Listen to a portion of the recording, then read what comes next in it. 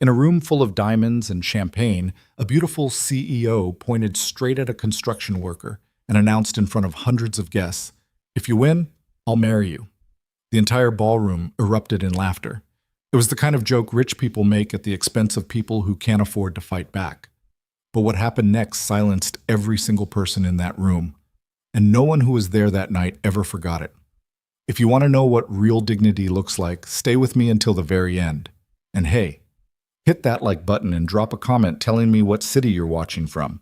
I want to see how far this story travels. The night Liam Carter put on his only dress shirt, he ironed it 3 times. Not because he was nervous, or at least that's what he told himself while standing in the cramped bathroom of his apartment, the iron hissing steam in short, impatient bursts. He told himself he was being careful. Thorough. That's what he was. Thorough. A man who did things right the first time, whether he was driving a rivet into a steel beam 40 stories above the street or pressing the collar of a shirt he'd owned for 6 years and barely worn. He was not nervous. Emma sat on the edge of the bathtub, watching him with the kind of focused, unblinking attention that only 6-year-olds and cats can manage. "You missed a spot," she said. "I didn't miss anything." "Right there." She pointed. She was wearing her good dress, the navy blue one with the white collar that her Aunt Patricia had sent for her birthday. It was slightly too big, but Emma had refused to let Liam pin the shoulders. She said it made her look like a businesswoman. Liam had not argued with this. "I see it," he said. "So fix it." He fixed it. The invitation had come through the Union Hall 3 weeks earlier, the Hartwell Foundation annual gala, a celebration of the city's builders. Every year, the foundation threw what it called a tribute to the working men and women of the construction trades. The union reps always pushed attendance. "Good visibility," they said. "Shows the public who builds things around here. Gets the politicians and the donors in the same room as the guys with the calluses." Liam had never gone before. He'd found reasons not to. The drive across town, the parking, the strange food, the way he'd have to stand around in rooms full of people who looked at him like he was an exhibit rather than a guest. He knew the type of event it was. He'd been to one, years ago, dragged along by his foreman, and he'd spent 3 hours holding a glass of sparkling water and watching wealthy people take selfies with ironworkers like they were collecting souvenirs. But Emma had found the invitation on the kitchen table and read it out loud, slowly, sounding out the longer words. And when she got to the part that said formal attire encouraged, she had looked up with an expression so completely sold on the idea that Liam had found himself saying, "We'll see," which both of them understood to mean yes. So here they were. Dress shirt, good dress, one ironed, one too big, both of them standing in front of the bathroom mirror deciding they looked fine. "Do I look okay?" Emma asked. Liam looked at her in the mirror, the navy dress. Her hair in 2 braids that he'd had to watch a YouTube tutorial to learn how to do properly. The small silver barrettes at the ends that had taken him 4 tries to get right. "You look great, Bug." "You look okay too," she said, and hopped off the bathtub. The Hartwell Grand Hotel sat at the corner of 5th and Meridian, like a building that had never once doubted itself. It was the kind of place that had a doorman whose only job was to pull open a door, and who did it with the gravity of a man performing a sacred ritual. The lobby smelled like flowers Liam couldn't name and money he didn't have. The ceilings were high enough that sound behaved differently in there. Voices softened, footsteps muffled, everything slightly unreal. Emma grabbed his hand when they walked in, not because she was scared, because she was taking it all in and needed something to hold on to while she did. "It's like a castle," she said quietly. "It's just a hotel, Bug." A castle hotel. They followed the signs for the gala down a corridor lined with photographs. The city's skyline at different points in its history. Steel frames rising, cranes against gray skies. Men in hard hats with their arms crossed and their chins up. Liam paused at one. Taken sometime in the late 80s, he guessed, based on the equipment. A crew standing on an unfinished floor, nothing around them but open air, and the city spreading out below. They were laughing at something. One of them was pointing at something off-frame. They looked genuinely happy, genuinely at ease, genuinely unaware that their photograph would one day be hung in a corridor as decoration for a party they hadn't been invited to. He looked at it for a moment longer than he meant to. "Dad." Emma pulled his hand. "Yeah, coming." The ballroom was everything the corridor had promised, and then some. Round tables draped in white linen, centerpieces that probably cost more than Liam's monthly grocery budget, a small orchestra playing something soft and shapeless in the corner. The room was full, maybe 300 people, and it divided itself naturally into two groups without anyone having to say so. There were the guests in evening gowns and tailored suits, moving through the room with the comfort of people who had never been anywhere they didn't belong. And then there were the workers, maybe 40 or 50 of them scattered through the crowd, mostly men, most of them standing in clusters near the walls, holding their drinks with the careful posture of people who were guests, somewhere they hadn't quite been given permission to relax. Liam found himself a spot near a tall window that looked out over the city. He could see from where he stood the outline of the Meridian Tower, a project he'd worked on 3 years ago, 62 floors, the curtain wall installation on the upper third. He'd spent 6 weeks up there. He knew the feel of the wind at that height, the particular way the building swayed slightly in a strong gust, the sound it made. He'd stood on the edge of that building and trusted his harness and done his job, and now it stood there lit up against the dark sky like something out of a magazine. "Nice view," said a voice beside him. He turned. The man standing next to him was roughly his age, maybe a few years younger, with the particular build of someone who had done physical labor for a long time, broad through the shoulders, thick in the forearms, a slight forward lean like he was always bracing for something. "Yeah," Liam said. "You on the Meridian job?" The man glanced toward the tower and nodded. "Electrical. You?" "Structural. Curtain wall. Upper floors." The man made a low sound of recognition. "I remember that winter. That wind." "Yeah."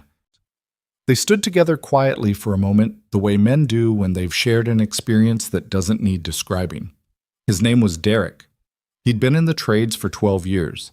His wife was home with their 3 kids, and he was here because his foreman had guilted him into it. They talked for a while, easy shorthand conversation between men who understood each other's reference points, and then the event's formal program began, and they both turned toward the front of the room.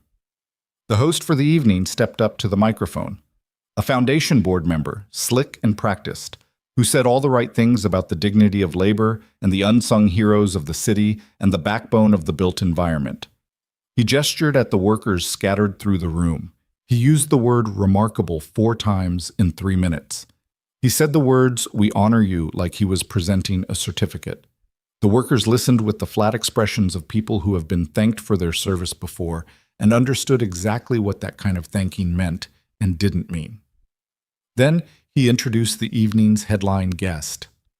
"Ladies and gentlemen, the founder of Bennett Development Group and the chair of this year's gala, Sophia Bennett." She walked to the stage the way people walk when they've been in rooms like this their entire lives.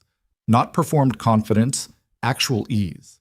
She was 30, maybe 31, with dark hair and the kind of posture that either came from private school or a very determined mother. She wore a deep green dress that probably had a designer name Liam wouldn't recognize. She smiled at the crowd like she was genuinely pleased to see them. And maybe she was. And either way, it didn't matter because the crowd smiled back, and that was the point. Her remarks were better than the board members.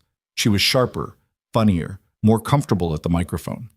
She talked about her company's projects, the city's growth, the partnerships that made development possible. She said something about the labor that built the city and gestured again toward the workers, and she sounded like she meant it. Liam wasn't sure whether she did. He'd heard a lot of speeches.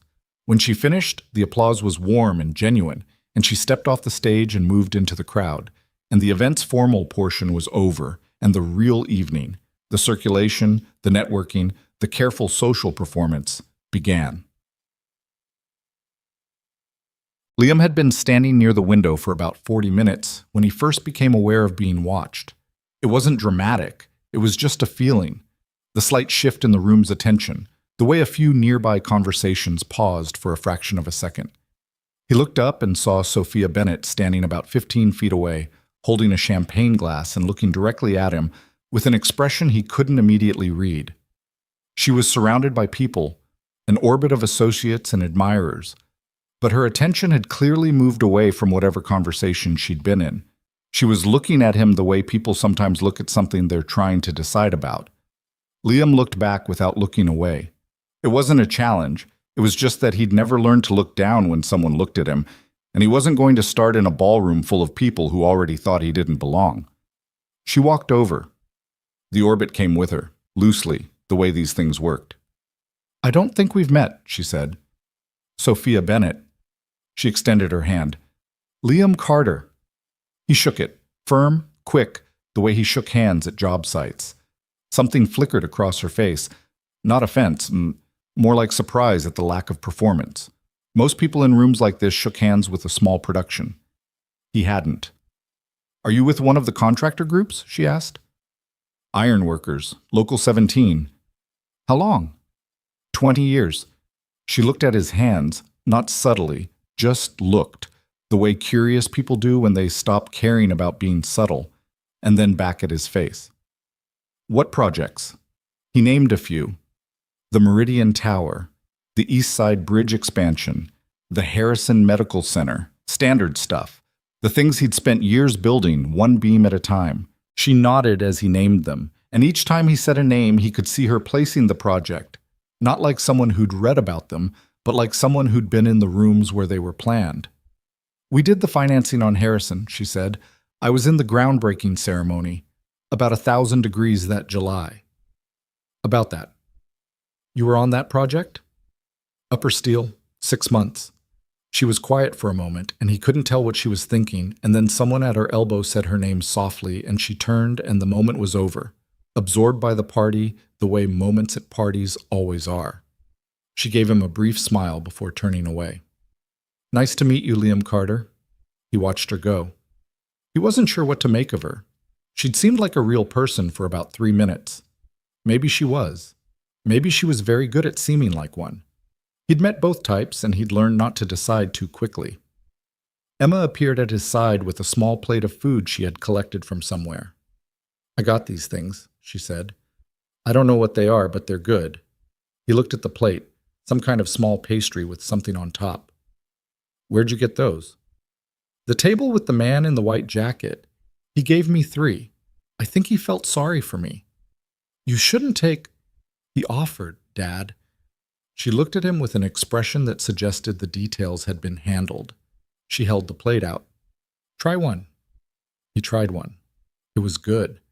He didn't know what it was either. The evening shifted, the way these events do, around the 2-hour mark. The formal parts were done. The room had loosened. Drinks had been refilled multiple times. The orchestra had moved into something with a more recognizable beat. Small dramas had formed and dissolved at various tables. Near the bar, a group of guests were gathered around Sophia's boyfriend, a man named Marcus, as Liam had gathered from nearby conversations, who apparently competed in something fitness-related at a fairly high level. He was large in the specific, constructed way of someone for whom physical appearance was professional output. He moved through the space with the certainty of a person accustomed to being the most visually impressive thing in any room. Liam had noticed him earlier without particular interest. He was not the type of man Liam paid much attention to. Emma had fallen asleep in a chair near the window. She'd managed almost 2 hours before her body simply stopped cooperating with the event. Liam had draped his jacket over her and left her there while he stood close enough to keep an eye on her. He was thinking about leaving. It was almost 9. She had school tomorrow, and he had an early start, when the shift in the room's energy reached him. It was subtle at first. A ripple in the conversations nearest to him, a slight reorientation of bodies, the way attention moves in a crowd when something is happening somewhere. He looked toward the center of the room. Sophia Bennett was holding her champagne glass slightly higher than necessary and wearing the expression of someone who has decided to be entertaining. The orbit had grown. 20, 30 people gathered in a loose semicircle, and Marcus stood at her side with his arms crossed and a small smile that suggested he already knew the shape of whatever was coming. "You know what I think we need?" Sophia said to the crowd around her, her voice carrying easily over the room. She had the practiced volume of someone used to being listened to. "I think we need something a little more interesting than cocktail conversation." Someone laughed. The crowd was receptive. Champagne helped. Sophia's gaze moved across the room. Performing a search, Liam realized, a search that had already concluded before it started, and settled on him. He felt the settlement before he consciously processed it. "You," she said, smiling, pointing. "The ironworker. Liam, right?" The room's attention swiveled, 300 people's gaze landing in his direction like a physical thing. He didn't move. "Yeah. I have a proposal for you." She said it the way people say things when they are certain they are being amusing.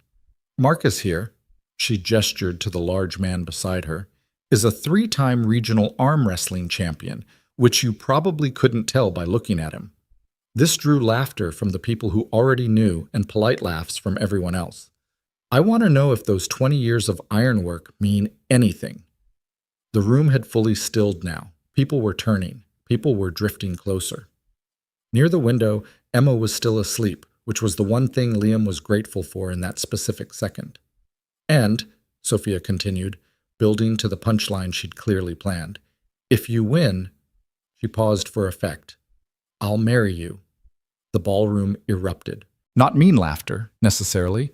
It was a party. People were buzzed. It was the kind of joke that lands in rooms like this because the premise is absurd, because the idea of a construction worker and a CEO is the punchline itself, because that gap is so obvious to everyone in the room that naming it out loud becomes humor. It wasn't vicious. It was the laughter of a crowd that agrees on the shape of the world without having to say so. Marcus was smiling the way people smile when they're about to win something easily. Liam stood very still. There were things he thought in that moment, and none of them came out in the order they usually would. He thought about Emma, asleep against the window. He thought about 20 years of heights and cold and heat and the specific exhaustion of a body that earns its keep. He thought about the photograph in the corridor, the men laughing on the unfinished floor, and the fact that their photograph was decoration. He thought about the way the MC had said, "We honor you," and the shape of that particular kind of honoring. He thought about how many times he had been in rooms where he was supposed to feel lucky to be there and grateful for the invitation and careful not to take up too much space. He looked at Sophia Bennett and at the crowd and at Marcus and his easy smile. "Sure," Liam said. "I'll play." The crowd responded immediately, a surge of energy, delight at the unexpected acceptance, the sudden real possibility of an actual thing happening. A table was cleared in the center of the room. Someone produced 2 chairs with the speed of someone who had been hoping for this. The crowd formed a real circle now, phone screens appearing, the party finding its event. Marcus sat down across from him and put his elbow on the table, and his arm was undeniably impressive. The man was built for exactly this. Whatever he did, whatever training had produced that particular version of a human body, it showed in every detail. Liam sat down and put his own elbow on the table and looked at Marcus's hand and then at his face. Marcus looked back with professional ease. This was familiar ground for him. He'd done this before, many times, and he knew how these things went. He'd already decided how this went. Their hands locked together. The crowd quieted.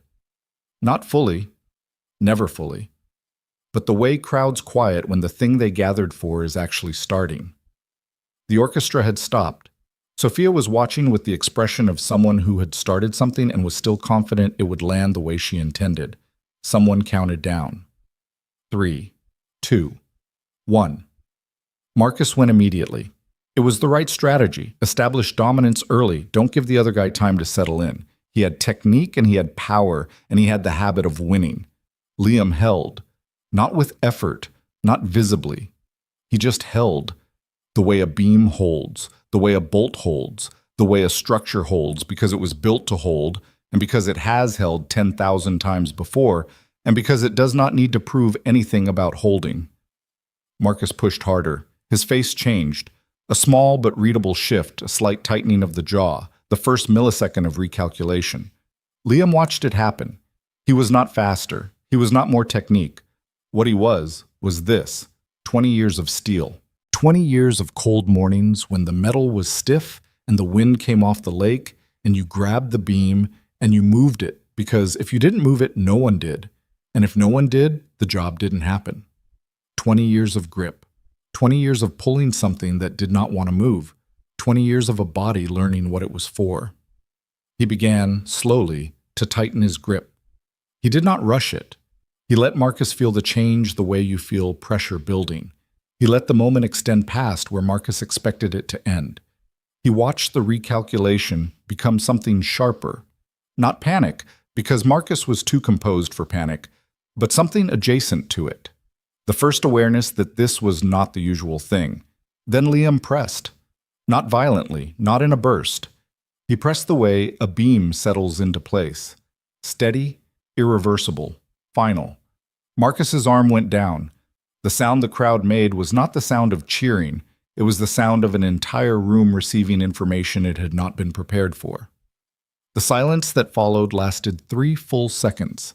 Liam counted without meaning to, and it was one of the more complete silences he had experienced in a room full of people. Marcus sat back slowly. He looked at his own hand for a moment, then at Liam. His expression had rearranged itself into something that, to Liam's eye, looked like it might eventually become respect, though it would take a while to get there. "Huh," Marcus said. Sophia's expression was something Liam couldn't fully read from across the table. She was trying to keep the smile. The smile was the framework she'd built for the evening, and without it, the whole construction had a different shape.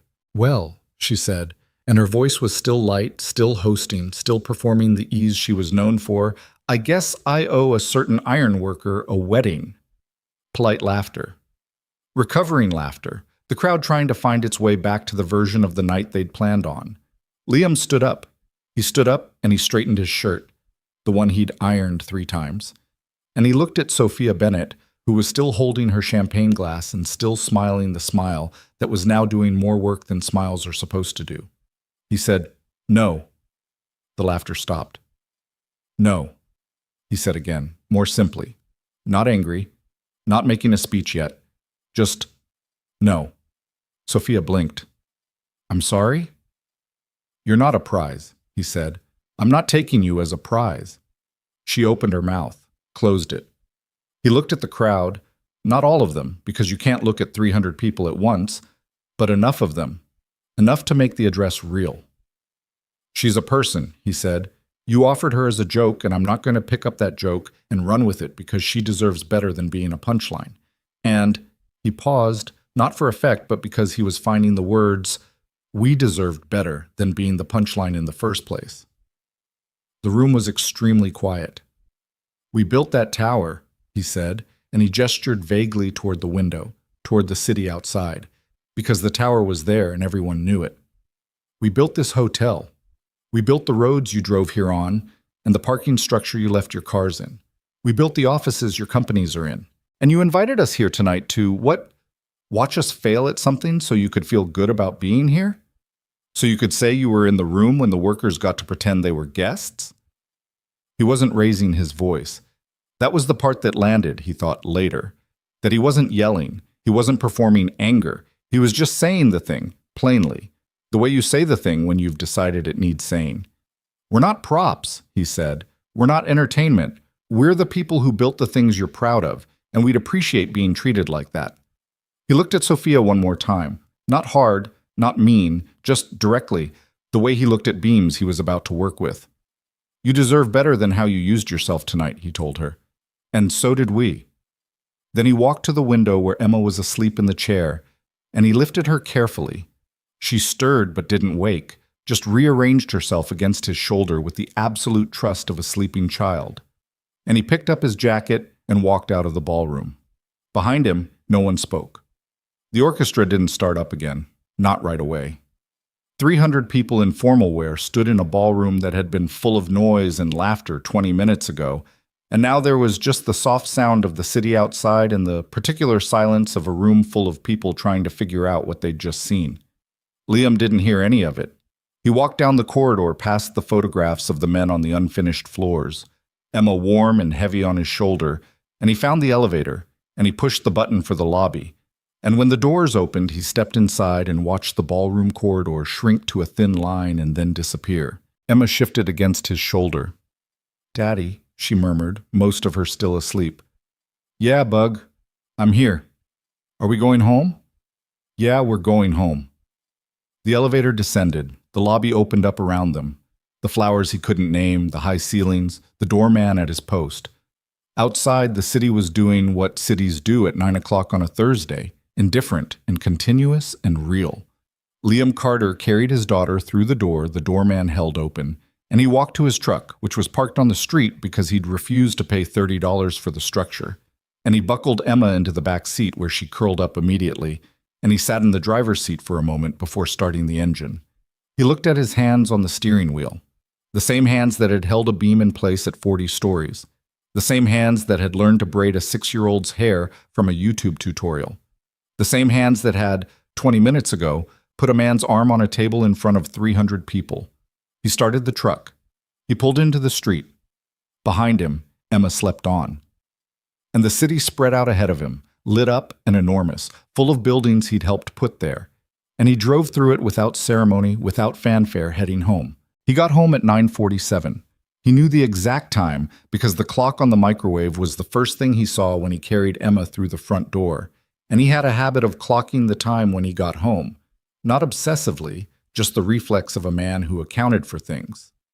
Time, materials, weight, the small measurements that kept a job from going wrong. Emma hadn't fully woken up even when he lifted her out of the truck. She'd made a sound, shifted, wrapped one arm around his neck with the automaticity of someone who had been carried to bed enough times that her body knew the drill without her brain having to be involved. He got her inside, got her shoes off, pausing when the left one stuck, working it loose without jostling her, and laid her down on her bed and pulled the blanket up. She opened one eye. "Home?" she said. "Home. Good party?" He thought about that for a second. Interesting party. She closed the eye. The little pastry things were good. They were. He stood there for a moment longer than he needed to, just standing in the doorway of her room the way parents do sometimes, not for any particular reason, just because the kid is there and sleeping and safe, and something about that specific fact needs to be registered before the day can close. Then he went to the kitchen and drank a glass of water standing at the sink and looked out the window at the street. The block was quiet. 2 houses down, the Delgados had left their porch light on again. Across the street, a blue TV glow moved behind thin curtains. A dog was barking somewhere, steadily, without urgency. The kind of bark that meant nothing was wrong, but the dog had decided barking was the activity for right now. Liam stood at the sink for a while. He was not a person who replayed things. He'd never been built that way. When a day ended, he tended to put it down and not pick it up again until morning. It was a useful quality in his line of work. You couldn't carry the anxiety of what might have gone wrong on a job site, or you'd never sleep. And if you didn't sleep, you made mistakes. And on a steel frame 40 floors up, mistakes had a specific and non-negotiable cost. But tonight was sitting with him in a way he hadn't expected. Not with regret. He didn't feel regret exactly. He'd said what he'd said, and he'd meant it, and he wasn't going to unmean it just because the room had gone quiet in a way that might have consequences. He'd stood in front of people who thought he was a prop and told them he wasn't, and that was what it was. He didn't regret it. What he felt was something harder to name. The residue of a room. The specific weight of having been looked at by 300 people simultaneously and having looked back. He rinsed his glass and put it in the rack and went to bed. He slept fine. He almost always slept fine. His body had been trained by 2 decades of physical labor into the kind of exhaustion that doesn't negotiate with the brain. When it was time to sleep, it slept, and that was that. He was on site by 6:15 the next morning. The project was a mixed-use tower on the south end of downtown. 28 floors of residential over ground floor retail, steel frame, still in the structural phase. Liam had been on it since the foundation pour. He knew the building the way you know a long project. Not with affection, exactly, but with the specific familiarity of something you've spent months of your life working on, something whose problems and quirks and rhythms are part of your daily experience, whether you want them to be or not. Derek was already on site when he got there. They'd exchanged numbers the previous night, the natural outcome of 2 men from the same trade finding themselves in the same room full of people who weren't. Derek was on a different project across town, but he'd swung by, he said, because he was in the neighborhood. Liam suspected this was not entirely true, but said nothing about it. They stood near the material staging area with paper coffee cups and watched the morning crew set up. The sky was that particular shade of gray that could go either way, overcast for the day or burning off by 9. The air smelled like concrete dust and something chemical from the site 2 blocks down. "You all right?" Derek asked. "I'm fine. Because what you did last night..." "I'm fine, Derek." Derek nodded and drank his coffee. He was a man who understood when a topic was being set aside, and he set it aside.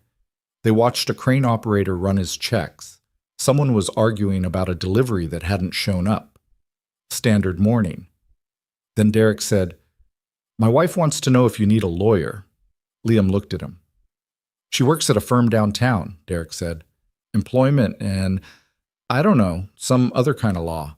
She watched the video this morning and she said..." "What video?" Derek was quiet for a beat too long. "Derek, what video?" Derek pulled out his phone and turned it toward him, and Liam looked at the screen, and there it was. Shot on a phone, slightly tilted, slightly shaky, the way things are when someone films something they weren't expecting to film. The ballroom, the crowd, the table, Marcus's arm going down. And this was the part Liam's brain arrived at with the specific slowness of information that requires rearranging. Himself. Standing, saying the thing he'd said, his own voice, tinny through a phone speaker, but clear enough. "We built that tower. We're not props. We're not entertainment." The clip was 47 seconds long. It had been viewed, according to the number beneath the video, 412,000 times. Liam handed the phone back. "When did this go up?" he said. His voice was even. He was deciding how he felt about this, and he hadn't finished deciding yet. "Last night, someone at the gala posted it around 10. It's been moving pretty fast." "How fast?" Derek hesitated. "My wife said it was at 80,000 when she woke up. That was 2 hours ago." Liam looked back at the crane. The operator had finished his checks and the boom was beginning its slow arc toward the first pick of the day. The cables were good. The load was properly rigged. Everything was where it should be. "I need to get to work," he said. "Liam, I'll look at it tonight." He crushed his paper cup. "I've got 30 feet of beam to set by 11. Derek watched him go. He didn't say anything else, which was the right call, and Liam appreciated it without acknowledging it. The beam took until 11:20 because the connecting plates on the east side had a tolerance issue that took 40 minutes to resolve and required 2 calls to the project engineer. Liam spent those 40 minutes focused entirely on the tolerance issue, which was exactly what he needed. By lunch, the number was past 600,000. He knew this because 3 different members of his crew had mentioned it, in the careful way people mention things to someone they're not sure wants to know. The foreman, a 20-year veteran named Kowalski, who didn't offer opinions about personal matters as a general policy, had simply stopped beside him during the lunch break and said, "You're on the internet," and then walked away. Liam ate a sandwich and looked at the skyline. His phone had 43 new messages. Most of them were from numbers he didn't recognize. Several were from people he hadn't spoken to in years. Former coworkers, a guy he'd gone to high school with, his cousin in Ohio, who he talked to at Christmas. There were 2 from union leadership that he set aside to deal with later. There was one from Emma's school, not her teacher, the principal, which made his stomach drop briefly until he read it and understood it was not about Emma, but about him. And the principal's tone was, as best he could read tone in a text message, something between impressed and uncertain. He put the phone in his jacket pocket and finished his sandwich. The afternoon was colder. A front had pushed through and the wind had picked up, and at the elevation they were working, it was the kind of cold that found the gaps in your gear. Liam worked steadily and didn't think about the video. He thought about steel and load and the weather moving in from the northwest and whether the afternoon pick schedule needed to be adjusted. At 3:15, his phone rang. The number was unfamiliar, a local area code but not a number in his contacts. He almost didn't answer it. He answered it. "Is this Liam Carter?" A woman's voice. Measured, professional, but not the robotic professional of a call center. Actual professional, like someone who had chosen her words before dialing. "Who's asking?" "My name is Rachel Park. I'm the communications director at the Hartwell Foundation." A pause. "I was at the gala last night." Liam said nothing. I'm calling because... Another pause, and this one felt less planned. Ms. Bennett would like to speak with you, if you're open to it. About what? She'd prefer to discuss that directly, if possible. Rachel's voice was careful. I realize this is an unusual request. You're under no obligation. Liam looked out at the frame of the building. A worker 2 floors up was moving along a beam with the easy, unconscious balance of someone who had learned not to think about the height. You didn't think about the height. You thought about the next step, the next connection, the next bolt. I'll call back, he said. I've got work to finish. There was a brief silence on the other end that he suspected was surprise. Of course. I'll give you my direct number. She gave him the number. He memorized it without writing it down. He hung up and went back to work. He didn't call back that afternoon. He finished the day, the last pick, the de-rigging, the crew briefing for the next morning, and clocked out at 5:40 and drove to Emma's after-school program and sat in the pickup line and waited, watching the kids come out in the irregular trickle of an elementary school dismissal. Emma came out holding a drawing she'd made, carrying it flat in front of her with both hands the way you carry something you're proud of. She had paint on her sleeve and something, crayon, marker, on her left cheek. She got in the car and held up the drawing. This is you, she said, from last night. He looked at it. A figure in a dress shirt. She'd drawn the shirt in careful blue, with buttons, standing at a table. Across the table, another figure. The first figure's arm was clearly winning. There was a crowd of small circles with faces around the edges. I thought you were asleep, he said. I woke up for the arm thing. She set the drawing on her lap. Then I went back to sleep. How much did you hear? The arm thing. She looked at the drawing. And some words after. You talked loud. He pulled out of the lot and onto the street. Was that okay? She thought about it with the seriousness she brought to questions that deserved seriousness. You were right, she said finally. About what? The thing you said. About people not being prizes. She looked out the window. Mrs. Okafor says that too, sort of, in different words. Smart woman, Mrs. Okafor. She's very smart. She has a master's degree. Emma said this with the weight of someone quoting a credential they find enormously impressive. They drove for a while. The city moved past the windows in its late afternoon mode, people walking fast, lights changing, the particular compressed energy of a city at the end of a workday. Dad? Yeah. Why did that lady say she'd marry you? As a joke? He thought about how to answer that. Because she thought it was funny, the idea of it. Why was it funny? Because... He stopped, started again. Some people think certain things can't go together, like who you are and what you do and what you're worth. And when two things they think can't go together get put next to each other, they laugh. It's not a nice kind of funny. Emma absorbed this. Like when Jake Peterson laughed because I said I wanted to be an engineer. Yeah, like that. That wasn't funny either. No, I told him to mind his business. Good. They turned onto their street. The Delgado's porch light was already on, though it wasn't dark yet. Force of habit. The video has a lot of views, Emma said. He glanced at the rearview mirror. How do you know about the video? Kayla showed me on the bus. She said this matter-of-factly, the way kids report facts they've received from the information ecosystem of the school bus, which is efficient and comprehensive and largely accurate in its base data, if not always in its interpretations. She said you went viral. I don't know about viral. Kayla said it's viral. She knows about this stuff. Her sister has a YouTube channel. He parked in the driveway. Emma gathered her drawing carefully. Are you in trouble? She asked. No. Are you sure? Why would I be in trouble? She shrugged with one shoulder. Because you said things to important people. Sometimes you get in trouble for that. He looked at her in the rearview mirror. 6 years old, paint on her cheek, holding a drawing she'd made of a moment she'd watched through half-closed eyes while pretending to be asleep. I'm not in trouble, he said. She didn't look entirely convinced, but she let it go, which was its own kind of maturity. That night, after dinner and the bath that involved considerable negotiation about shampoo and the homework that was technically due Friday, but that Emma's teacher apparently assigned Thursday afternoons for unclear reasons. After the book and the glass of water and the confirmation that yes, the hallway light would stay on, Liam sat at the kitchen table with his phone. He looked at the video. He watched it twice. The first time he watched himself as though watching a stranger, analyzing the posture, the voice, the face of the man in the dress shirt who stood at the table and said the things he'd said.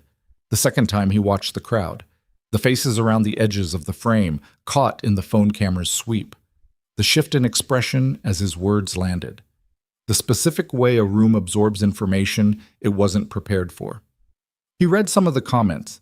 He stopped after a while because reading comments is a particular exercise in human variety that reveals too much and too little simultaneously, and because most of them were saying the same few things in different arrangements of words, and because somewhere in the middle of a comment from a username he couldn't pronounce, he felt something like fatigue that had nothing to do with the job site. He put the phone face down on the table.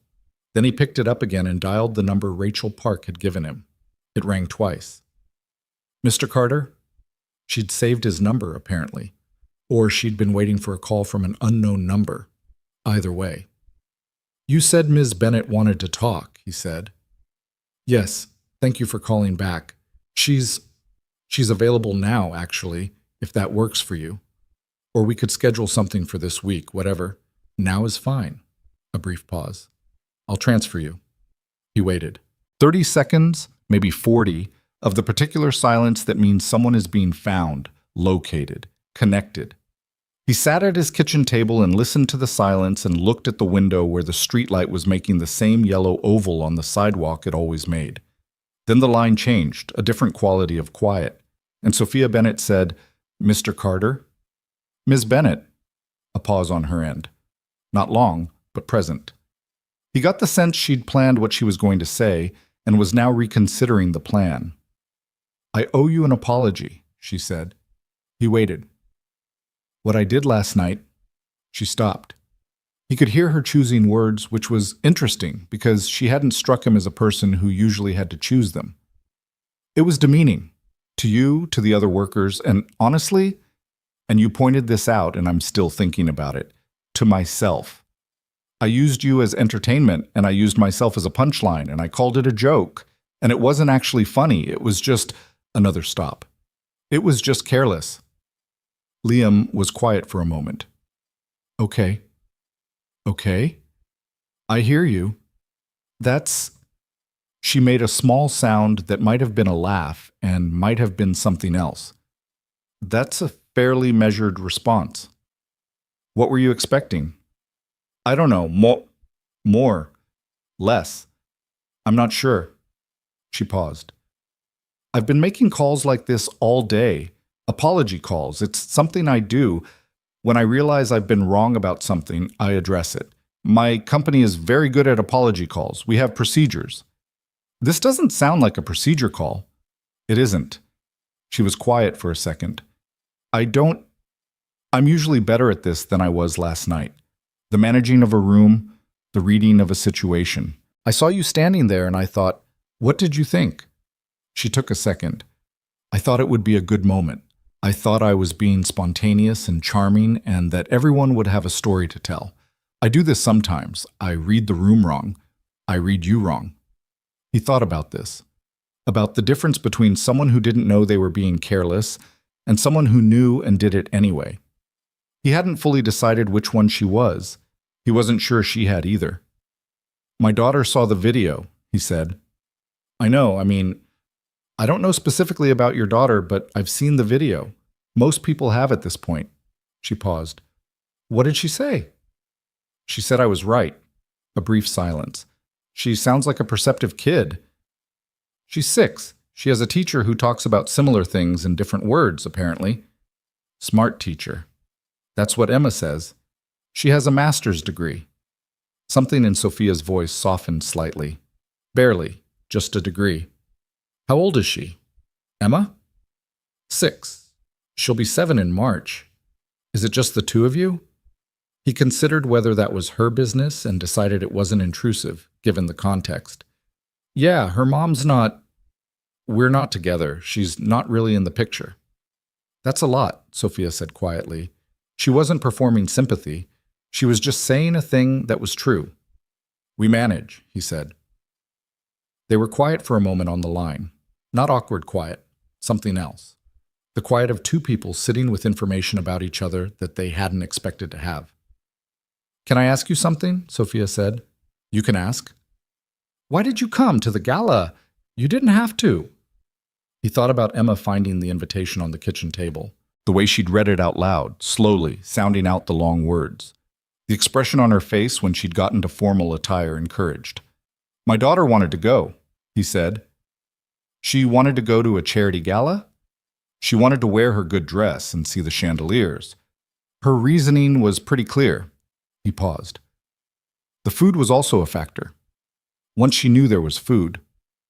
Sophia was quiet for a moment, and when she spoke there was something in her voice that hadn't been there before, something slightly less arranged. "I keep thinking about something you said, that we deserve better than being treated like entertainment. I've been sitting with that all day, because I host this event every year. Every year I stand up there and I say the right things about the people who build the city, and I believe them. I genuinely believe them. And then I spend the rest of the evening treating those same people like furniture," Liam said. A pause. "That's the word I couldn't find." "Yes." He leaned back in his chair. Outside, a car passed. The dog down the block had started up again. "You didn't invent that," he said. "It's not a you problem. It's just the room. That's what that room is. I've been in it before, and it's always the same room. You invite the workers so you can say you invited the workers, and then the workers stand near the walls because they're not sure they're allowed anywhere else, and the guests take pictures with them and say thank you and mean it, mostly, but not enough to actually change what the room is. What would change it? I don't know. Maybe start by not offering women as prizes." He said it without heat. It was almost wry. "That might be a floor." She laughed. A real one, short and slightly surprised. "That seems like a reasonable floor." "There you go." The conversation moved on from there, shifted. The way conversations sometimes do when the formal part is done, and what remains is two people who have dispensed with the versions of themselves they'd prepared and are now just talking. They talked for 40 minutes, which Liam had not expected. He learned that she had started Bennett Development with her own money. Not family money, though she had some of that, but her own. From a series of smaller deals she'd made in her mid-20s that most people in her position would have considered below their attention. He told her about the project he was on currently, the 28-floor mixed use, the tolerance issues on the east side plates. She asked questions that suggested she actually understood structural steel, which surprised him into saying so. "I spent 6 months on job sites when I started the company," she said. "I thought I needed to understand what I was building before I could build it. My investors thought I was wasting time." "Were you?" "No, I was the only person in every meeting who actually knew what she was talking about." She paused. "I lost touch with it. You spend enough time in the financing side and the city starts to look like a spreadsheet." "That's a bad way to see a city." "Yes," she said. "I'm aware of that now." When he got off the phone, it was past 10. He sat at the table for a minute and then went and checked on Emma. Still asleep. Still curled in the same direction, her drawing on the nightstand, and then went to bed himself. He didn't know what to make of Sophia Bennett. He talked to her for 40 minutes, and he still didn't know. She was smart, that was clear. She was also the person who had pointed at him across a ballroom and offered herself as a prize to make a crowd laugh. Both of those things were true simultaneously, and he was comfortable letting them stay true simultaneously without resolving them, because some things didn't resolve, they just were. He slept. In the morning, his foreman Kowalski handed him a coffee and said, without preamble, "Union called. They want you to do a press thing." Liam looked at the coffee. "No." "That's what I told them you'd say." Kowalski sipped his own coffee. "They're going to call you anyway." "They can call." "You're not the least bit, interested in any of it?" Liam looked at the building. The frame was visible against the morning sky, the steel catching the early light in the dull, non-dramatic way steel actually looks, which bore almost no resemblance to how steel looked in architectural renderings. He knew every connection point on the upper 6 floors. He knew which bolts had given them trouble, and which beams had come in with bad camber and had to be corrected. He knew this building in the specific, intimate way of someone who had spent months making it real. "I'm interested in getting the East Side plates sorted before the pour schedule gets pushed," he said. Kowalski looked at him for a long moment with the expression of a man who has worked alongside all types for 20 years and has run out of surprises but still occasionally encounters one. "Fair enough," he said. They went to work. The morning was clear and cold, and the crane was running well, and by 10:30 the East Side issue had been resolved and the frame was moving again. Liam worked. His hands knew what to do. His body knew what to do.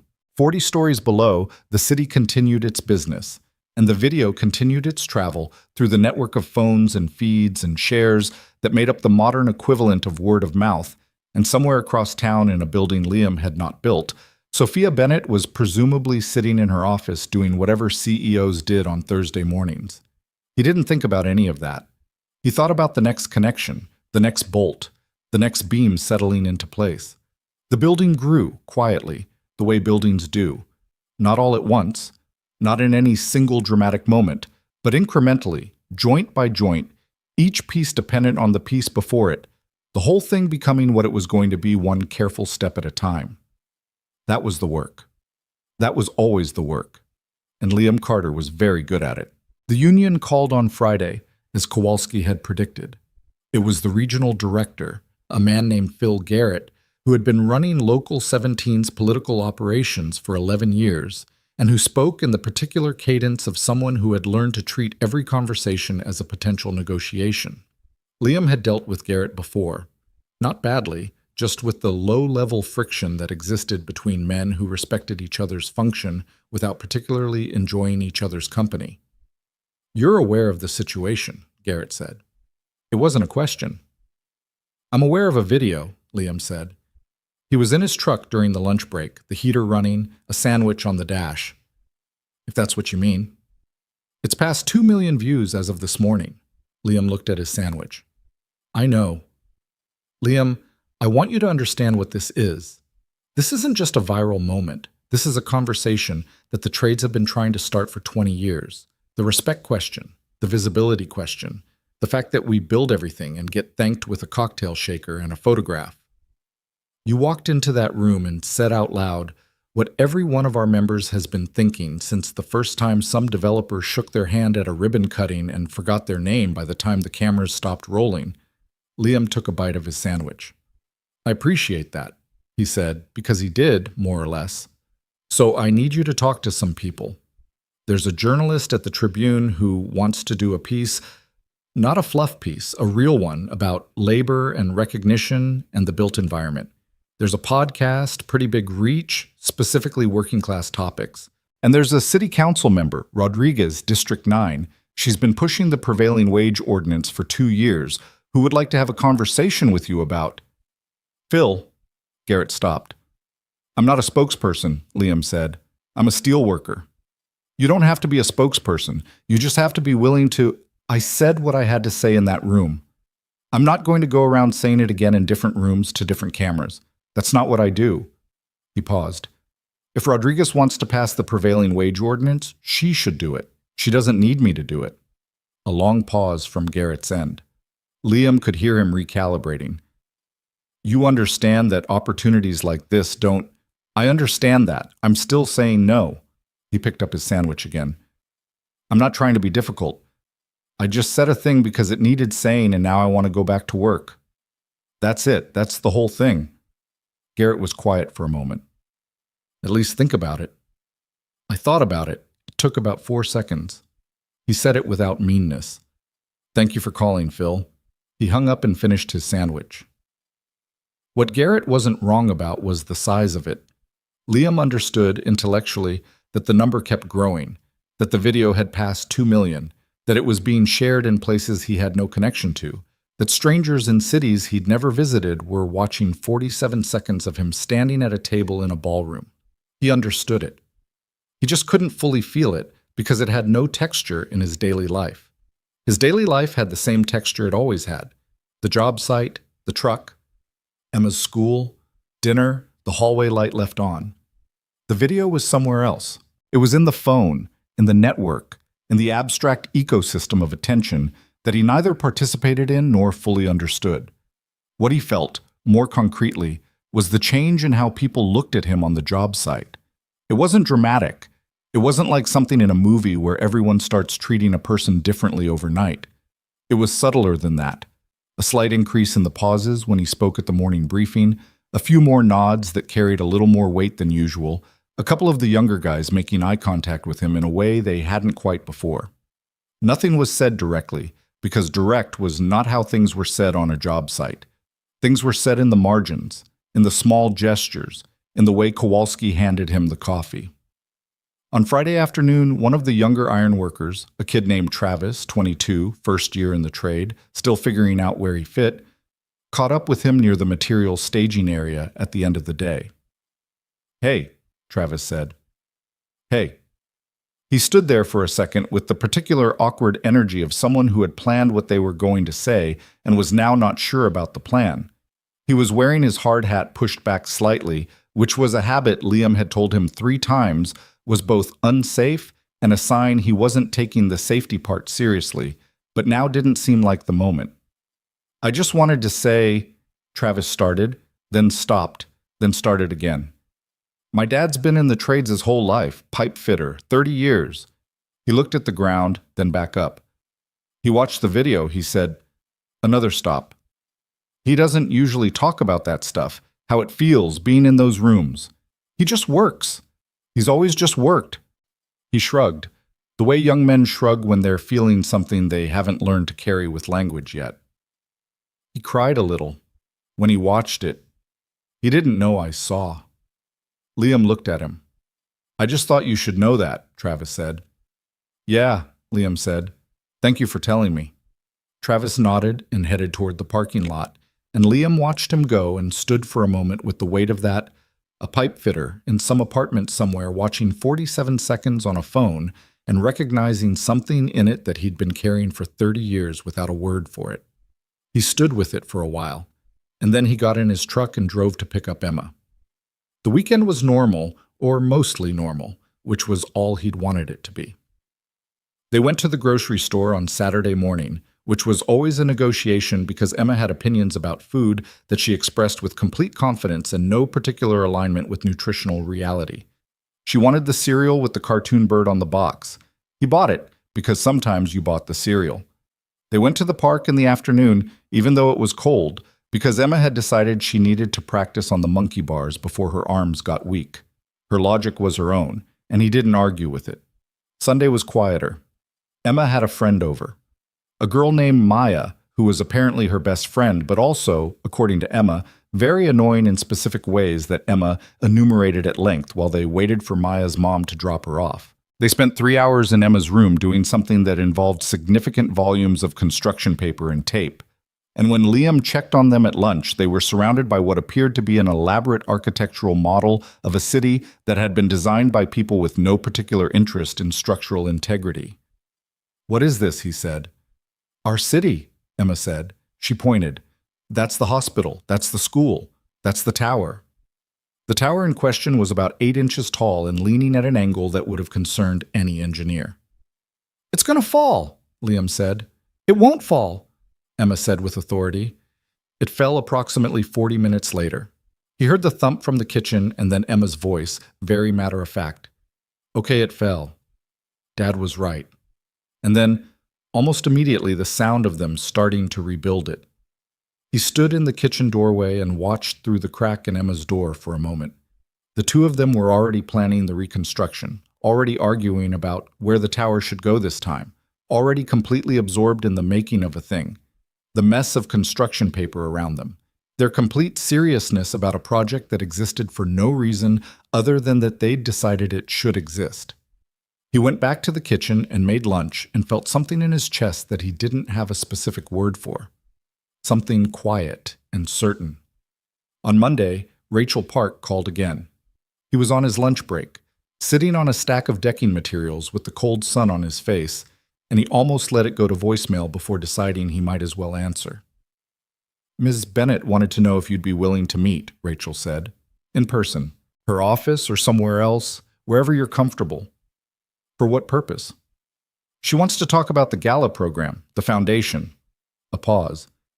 She's been rethinking it. She'd like your input. He thought about the phone call, the 40 minutes, the word furniture, and the pause before she found it. I work until 5, he said. We can do evening. Whatever works. Wednesday, 6 o'clock. There's a place called Carver's on 9th. It's a diner. A brief pause on Rachel's end that suggested a diner on 9th was not the typical venue for Sophia Bennett's meetings. I'll let her know. Just her, Liam said. Not a team. Not communications people. Another pause. I'll pass that along. He hung up and looked out at the building frame against the afternoon sky. The steel was holding everything the way steel holds things, without drama, without acknowledgement, simply doing the thing it was built to do. He went back to work. Carver's Diner on 9th had been there for 31 years. The booths were the original vinyl, repaired in several places with electrical tape that had been there long enough that it now counted as part of the decor. The coffee was good, strong, no nonsense, refilled without being asked. The menu hadn't changed significantly since the Clinton administration, which was either a failure of ambition or a commitment to getting things right, depending on how you looked at it. Liam had been eating there since he was 24. The owner, a woman named Carla, who was 60-something and had opinions about everything, knew his order. He got there at 5:50 and slid into the back booth. Carla brought coffee without being asked. "You're on the internet," she said. "So I've heard." She refilled his cup, which didn't need refilling yet. "Good for you." She said it the same way she'd say your eggs are up, as a statement of fact that required no elaboration. Then she went back behind the counter. Sophia Bennett walked in at exactly 6 o'clock. She had dressed for a diner, which he noticed. Not overdressed. She'd made a real effort to calibrate.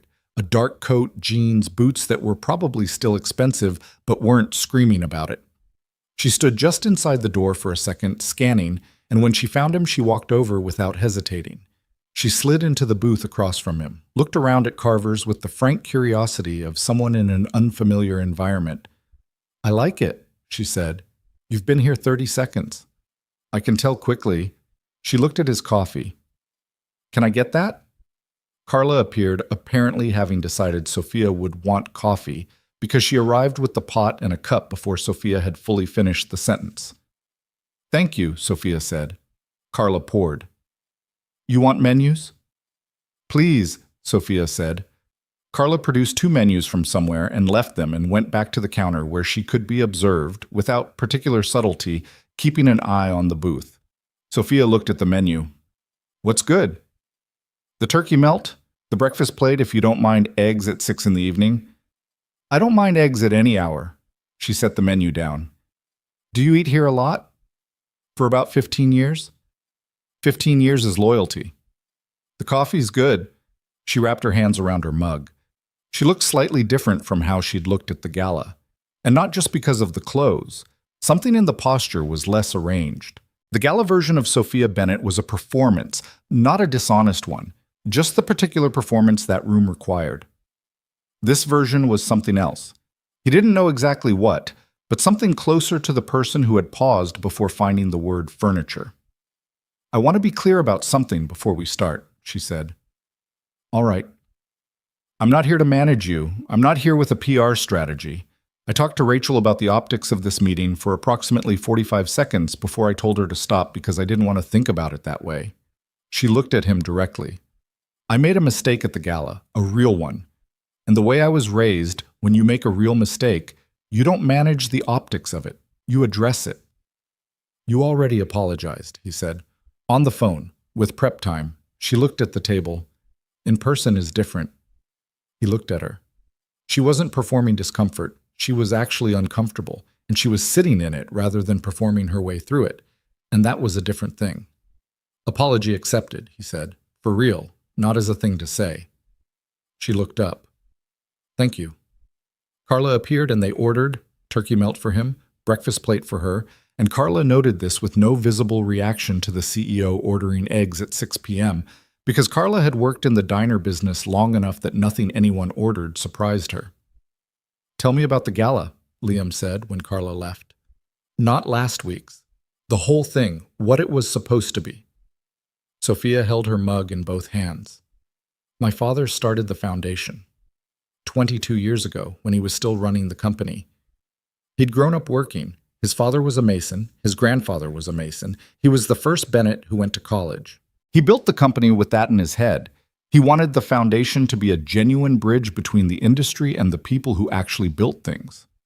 And somewhere along the way, it became a party. Somewhere along the way, it became a party, she agreed. Not deliberately. It's gradual. You add a better venue because the old one got too small. You add better catering because the donors expect it. You add a champagne reception because it helps with the fundraising. And you keep saying the right words about the workers because you believe the words, you genuinely do. But at some point, the words are doing all the work that the actual structure of the event stopped doing, and you don't notice because you're inside it. How long have you been running it? 4 years, since my father stepped back. She looked at the table. The first year I ran it, one of the workers, a carpenter, older guy, been in the trades 40 years, he came up to me after the speeches and he said very politely, "It's a lovely event, Ms. Bennett." And I thanked him. And now I think about what he actually meant. And I think what he meant was, this isn't for us. That's probably what he meant. I know. She was quiet for a moment. What would make it actually for you? Not rhetorically. Actually. He thought about it. Stop making it a party that workers attend. Make it a workers' event that donors can come to if they want to be useful. Completely different framing, different room configuration, different program, different everything. That would lose sponsors. Probably some of them. He looked at her. Is that a reason not to do it? She held his gaze. No. It's a factor. It's not a reason. She picked up her coffee. What else? The scholarship thing that was in the program materials. Hartwell Youth Scholarships. Described as being for students pursuing careers in construction management. Yes. Construction management isn't the trades. Management is a 4-year degree. The actual trades are apprenticeships, certifications, 2-year programs. If you want to support the children of workers, support the path those children are actually likely to take, not the management track. He paused. My daughter wants to be an engineer. She'll take the college path. But Derek's kid, Derek from the electrical crew, he wants to do what his father does. Electrician. There's no scholarship path for that. Sophia was looking at him with the focused attention of someone taking information in seriously. Not performing attentiveness. Actually, attending. Apprenticeship support, she said. Tools, certifications, program fees. Union halls in this city run apprenticeship programs on budgets that would embarrass you. He said it plainly. The equipment is old. The training materials are outdated in places. Some of the programs have waiting lists because they don't have enough capacity. That's where money actually changes things. She pulled out her phone. Not to check it, he realized, but to take notes. She typed quickly and set it face down. What else? Recognition that means something, not a gala, not certificates. If you want to actually honor a worker, find out what they need and address it. He thought of Travis, of the pipe fitter who had cried watching 47 seconds on a phone. Most of the guys I work with, nobody in their personal lives fully understands what they do, what it involves, the skill, the danger, the expertise. A steel worker is one of the most highly skilled tradespeople in construction, and the public picture of that job is a guy in a hard hat eating lunch on a beam. The lunching atop a skyscraper photograph. Exactly. That's the whole image, lunch. Not the welding, not the rigging, not the calculation involved in setting a beam in a high wind so it lands within a 1/16 of an inch of where it has to be. He looked at her. A surgeon is respected because the public understands that surgery is hard.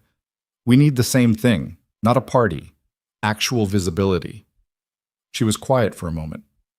A documentary series, short form, real access, real workers, what it actually looks like. That's an idea. You'd hate being in it. I would deeply hate being in it. She almost smiled. Other people then. Their food arrived. Carla set the plates down and refilled the coffee without commentary. They ate for a few minutes, the natural pause that food creates in conversation. Can I ask you something? Liam said. Yes. Marcus? She looked up from her eggs. Where does that stand? He said. Not prying, just... The question was there, and he was a direct person, and the alternative was not asking it, which would make it a presence in the conversation anyway. She took a second. We ended things. 2 days ago. She said it evenly, without drama, but not without feeling. It wasn't because of the gala. The gala made some things visible that were already there, that had been there for a while. I'm sorry. Don't be. She looked at her plate. I was with him because he fit a picture I had. The picture was wrong. She looked up. That's my problem to sort out, not yours. I know. She looked at him steadily for a moment. You know that I'm not telling you this because, I'm not. I know, he said again. We're having dinner. That's all this is. She nodded, and he could see her deciding whether to push back on the word dinner and then deciding not to, because it was what it was, and calling it anything more complicated than that would be doing too much work on behalf of a thing that didn't exist yet. They ate. Tell me about Emma, Sophia said. He looked up. Why? Because you mentioned her name once on the phone, and the whole tone of your voice changed. She said it simply. I'm curious about the kid who got you to go to a gala. He told her. Not too much, He was not the kind of man who offered his child to strangers as a topic, even strangers who had been granted a certain level of honest conversation. But some. The braids and the YouTube tutorial. The drawing she'd made of the arm wrestling match. The navy dress that was too big that she'd insisted made her look like a businesswoman. The city she and Maya had built from construction paper that had fallen over and been rebuilt without ceremony. Sophia listened with actual attention, the kind that doesn't interject. She sounds like a pain in the best way, she said. That's accurate. Smart kids usually are. She told me last week that her teacher has a master's degree. She says it like it's the highest credential available to a human being. At 6, it might be. He smiled. Not a performed smile, just the involuntary kind that happened when he thought about Emma with some accuracy. He noticed Sophia watching the smile with an expression he didn't fully interpret. They stayed at Carver's until 7:40, long enough that Carla brought the check, which Sophia picked up before he reached for it, and he let her because arguing about checks was not something he had the energy for, and because it was her meeting, technically. They stood on the sidewalk outside. The temperature had dropped. The street had the particular quiet of a commercial block on a Wednesday evening. A few cars, a few people moving with destination-oriented speed. I want to restructure the program, Sophia said. Seriously, what you outlined. It's going to take a year to get right, but I want to do it. Okay. I'd like your input along the way. If you're willing. She looked at him. Not as a spokesperson, not as a face, as someone who actually knows what needs to change. That I can do. She nodded. Good. She pulled her coat tighter. I'll have Rachel reach out about next steps. All right. She started to turn, then stopped. Liam. Yeah. She looked at him for a second, Buck. Directly. The way she had across the ballroom before she'd done the thing she'd done. But this time the look didn't have that calculating quality. It was simpler than that. The thing you said. That I deserved better than how I used myself that night. She paused. I keep coming back to that. Of everything. That particular thing. He waited. Why did you say it? She said. You didn't have to. You'd already made your point. You could have taken the win and walked out. Why that? He thought about it. Because you set the whole thing up to embarrass yourself as much as you embarrassed us. You just didn't see it yet. He looked at her, and it seemed worth saying. She held his gaze for a moment, then she nodded once, the kind of nod that closes something rather than opening it. Good night, Liam. Good night, Miss Bennett. She walked to her car, which was parked down the block, and he walked to his truck, which was parked in the opposite direction, and neither of them looked back. He drove home through the city. The buildings passing on either side, the old ones and the new ones, the ones still under construction, and the ones so established they'd become invisible. He knew some of them. He'd worked on a dozen in 20 years, touched their frames and their skins and their connections, knew their particular engineering the way you know the architecture of a place you've lived. At a red light, he looked up at the Meridian Tower. All 62 floors of it, lit up against the dark sky, its curtain wall catching the city's ambient light and throwing it back. He'd been up there. He knew how the wind felt at the 58th floor. He knew the exact sound the cable made when the load was properly set. He knew things about that building that no rendering, no photograph, no architect's model would ever capture. The light changed. He drove on. When he got home, Emma was at the kitchen table with homework she was completing with maximum reluctance and minimum focus. She had her chin in her hand and was staring at a math worksheet with the expression of someone who had made peace with their defeat but hadn't quite arrived at acceptance. "How's it going?" he said. "Terrible," she said.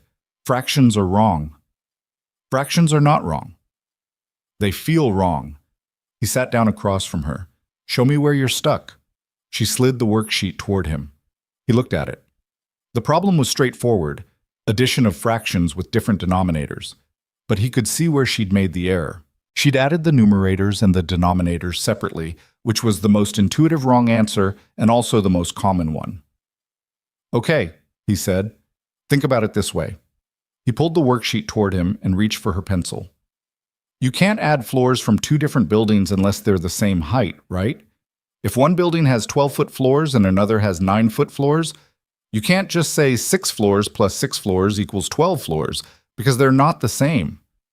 Emma looked at him. "Buildings don't work like that." "Work with me." She sighed and looked at the worksheet. "The denominator is the floor height," he said. "You have to get them the same before you can add." She stared at the problem. Something moved in her face, the particular micro-expression of a concept landing. "Oh," she said, reluctantly, because she didn't like being wrong, even when being wrong was how you got to being right. "Try it again," he said. She picked up her pencil and tried it again. She got it right. "That's so annoying," she said. "Fractions?" "That it makes sense now." He pushed the worksheet back to her. "Finish the rest." Same idea.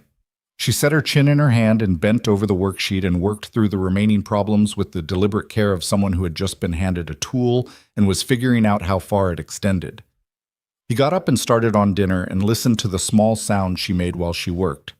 The pencil on paper, the occasional quiet sound of a child who's computing something, the rustling when she flipped the worksheet over to check her answers. The kitchen filled with the smell of something warming on the stove. The hallway light was on. Outside, the city was doing what it did. Continuous, enormous, largely indifferent, built from the ground up by men and women, whose names appeared on no plaques and whose photographs hung in corridors as decoration rather than memory. Liam stirred the pot and listened to his daughter work through fractions at the kitchen table. And he thought about the pipe fitter who had cried and Travis's face when he'd said he doesn't usually talk about that stuff. And Sophia Bennett standing on the sidewalk outside a diner saying, "I keep coming back to that." He didn't know what any of it would become. He wasn't a person who tried to see too far ahead, not because he lacked imagination, but because he'd learned that the future had a way of being nothing like what you'd pictured, and that the only reliable unit of life was the one you were currently inside. This one. The kitchen. The stove. The pencil sounds. Emma correcting herself with quiet irritation. This was reliable. This he could account for. "Dad," Emma said. "Yeah, I finished." "Let me see." She brought the worksheet over. He looked at it. 7 out of 8 correct. The one she'd gotten wrong was the last problem, where she'd made a careless error in the denominator, a 7 written like a 1. "Number 8, he said. She looked. "Oh, come on." Sloppy 7. She took the worksheet back and fixed it with aggressive precision, bearing down on the pencil like she was having a personal conflict with the number 7. Then she handed it back. "Better," he said. "I know it's better." She sat back down at the table. "Is dinner ready?" 5 minutes. "Okay." She pulled out a book from her backpack. Not assigned reading, just reading. A chapter book with a dragon on the cover that she'd been working through for the past week. She opened it without ceremony and read, completely absorbed inside of 30 seconds, her earlier frustration with fractions already inaccessible to her. He watched her for a moment, then he went back to the stove. 3 weeks after this gala, a letter arrived. Not an email. An actual letter, handwritten in an envelope with no return address. Just his name and his street address in careful, even handwriting that slanted slightly to the right. He found it in the mailbox on a Thursday evening when he got home from the job site, sandwiched between a utility bill and a pizza coupon. Unremarkable in every way except that nobody sent handwritten letters anymore. And so it stood out with the particular strangeness of an object that existed in the wrong decade. He stood at the mailbox and looked at it for a moment, then took the mail inside. Emma was at the kitchen table drawing something. She looked up when he came in, assessed the mail in his hand with the quick inventory of a person who has learned to check for anything interesting, and returned to her drawing when nothing jumped out. He put the utility bill on the stack by the microwave, threw away the pizza coupon, sat down at the table across from Emma, and opened the letter. The handwriting inside matched the envelope. Careful, slightly right-leaning, the kind of handwriting that suggested someone who had been taught to write properly and still did, though less often than they used to. Dear Mr. Carter, I want to be clear that this is not a letter I would normally write. I have people for correspondence. I have an assistant who manages my communications, a PR director who reviews anything I say publicly, and a communications protocol that exists precisely so that I don't send unreviewed letters to people I have known for approximately 1 week. I'm writing this by hand specifically so that none of those people can review it. I have been thinking about what you said at the gala for 3 weeks, not the public part. I've seen the clip enough times that I no longer need to think about it. It simply replays on its own schedule, without my input. I mean the private part. What you said about me specifically, that I deserved better than how I used myself that night. No one has ever said that to me. Not like that. People have criticized me, professionally and personally, and I've heard most of the available criticisms, but no one has ever looked at me doing something unkind and pointed out that I was the one being diminished by it, not the target. I'm 30 years old. I run a company that employs 600 people. I have been told I am formidable so many times that the word has lost meaning. And in 47 seconds, a man I had never met managed to say something about me that was truer than most things the people closest to me have said in years. I don't entirely know what to do with that. What I do know is that I want to change the foundation program. I want to do it seriously, not as a PR exercise. I have started conversations with the board, and the initial response is, predictably, cautious. I am not a cautious person, and I intend to proceed regardless of the board's comfort level. I would like your continued input if you're willing. Not formally, just when you have something to say it. You've demonstrated you're capable of that. I am also aware that I am writing this letter partly to say what I said above, and partly because I find myself thinking about the conversation at the diner more often than is probably reasonable for a professional correspondence.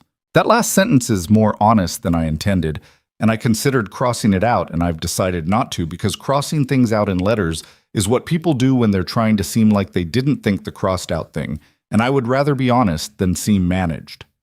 Sophia Bennett. P.S. The turkey melt was good. You were right. Liam read the letter twice. Then he folded it and set it on the table. Emma looked up from her drawing. She had the specific radar of a child for a parent who is processing something. What's that? She asked. A letter. From who? A person I met. She looked at the folded letter with evaluative interest. A good person or a bad person? He thought about that, still figuring it out. Okay, she said, and went back to her drawing, satisfied with this answer in the way 6-year-olds are satisfied with honest uncertainty. He left the letter on the table and got up to start dinner, and while he cooked, he thought about the sentence Sophia had almost crossed out. The one about the diner. He thought about it with the careful, somewhat reluctant attention of a man who has learned not to build things on uncertain ground. Who knows, professionally and personally, that you check the foundation before you put anything on top of it, and that the checking takes longer than most people want to wait. He thought about it. And then he thought about dinner, because the rice was going to stick if he didn't turn the heat down. He replied to the letter 4 days later. Also by hand, because responding to a handwritten letter with an email felt like answering a real question with a form response. He didn't own nice stationery, so he used a legal pad, the yellow kind, and he wrote in the blunt, somewhat cramped handwriting of a man who writes things down, mainly to remember them rather than to be read. He told her the board's caution was predictable, and she should expect it to last approximately one meeting before they realized she was going to do it regardless. He told her he'd talked to the apprenticeship coordinator at Local 17, a woman named Sandra, who'd been running the program for 9 years and who had a list of needs as long as both arms and was deeply accustomed to being told those needs weren't fundable. He wrote Sandra's direct number at the bottom and said, "Call her yourself, not through your team. She'll tell you more in 10 minutes than any consultant report would in 6 months." He did not address the sentence she'd almost crossed out. Not because he hadn't noticed it, he had clearly, but because he wasn't sure what to say about it yet. And he was not a person who spoke before he knew what he wanted to say. He mailed the letter on a Tuesday. The following Thursday, Sandra from the Local 17 apprenticeship program called him. "Your CEO friend called me," she said. Her voice was the voice of a woman who had spent 9 years having resource conversations that went nowhere, and who had therefore adopted a tone of permanent, affectionate skepticism. "She's not my—" he started. "She called me herself," Sandra continued, over him. "Not an assistant, her. She had done her homework, Liam. She'd looked at our program materials. She'd looked at our completion rates. She had questions about the certification cost structure that I have never been asked by anyone who wasn't in the trades." A pause. "She's serious." "I thought she might be." "She wants to fund 3 additional apprenticeship slots per year, tooling stipends for current apprentices, and she's asking about what a training facility upgrade would cost." Sandra's voice had moved, by the end of the sentence, from affectionate skepticism to something that hadn't quite decided what it was yet. "I've been running this program for 9 years. We've had donors, we've had gala money, and corporate sponsorships and check presentation photographs. Nobody has ever asked me what a training facility upgrade would cost." "What did you tell her?" "I told her I'd have a number for her by end of week." She paused again. "Who is she?" "Really?" "She's a developer. Her company built half the new construction on the south end." "I know what her company is. I mean, who is she?" He thought about the letter, the sentence that almost got crossed out, the 40 minutes at Carver's. "I'm still figuring that out," he said, which was the same thing he'd told Emma, and which remained accurate. Sandra made a sound that might have been a laugh. "All right, well, tell her the number's coming." "You can tell her yourself. You have her number." "I do," Sandra said, with the satisfied tone of someone who appreciated having a direct line and intended to use it. He hung up and went back to the job. The 28-floor tower was at the point in its construction where the structure was complete and the enclosure work, the curtain wall, the windows, the skin of the building, was beginning. It was a different phase, different rhythm, less about the raw drama of steel going up and more about the careful, painstaking work of making a building inhabitable. Less visible to the street, less photogenic, equally important. Liam had always liked this phase. It was where the building stopped being a skeleton and started being a place. The weeks moved the way weeks move on a long project, in the details, not the overview. The east curtain wall panels, the mechanical rough-in on floors 12 through 15, a subcontractor issue on the electrical that turned into 3 days of schedule impact, and one very long meeting with the GC and the project manager that Liam sat in on, and said almost nothing during until the end, when he said the one thing that unlocked the problem, which was that the issue wasn't coordination, it was sequencing, and if they reordered 2 trades on the 15th floor, they could recover the time. He was right. They reordered. The schedule recovered. Kowalski said nothing about this specifically, but bought Liam a coffee the next morning in a way that communicated everything. Emma's birthday was in March, and in the weeks leading up to it, she underwent the characteristic transformation of a child approaching a birthday. An intensifying of opinions, a heightened awareness of her own preferences, and a very specific vision of what the celebration should look like that was detailed, firm, and occasionally contradictory. She wanted a cake with a purple frosting dragon. She wanted her friend Maya to sleep over. She wanted, specifically, to go to the Science Museum the day before because they had a new exhibit about bridges that she had been told about and had decided was directly relevant to her interests. "Bridges," Liam said, on a Monday evening while she was laying out the requirements with the precision of a project manager. "It's about how they work," Emma said. "The physics. Maya says it's mostly for adults, but I think I can handle it. I think you can handle it too. So we're going. We're going. She returned to the list. She had written it on paper, in the careful but slightly irregular handwriting of someone learning to keep the letters even.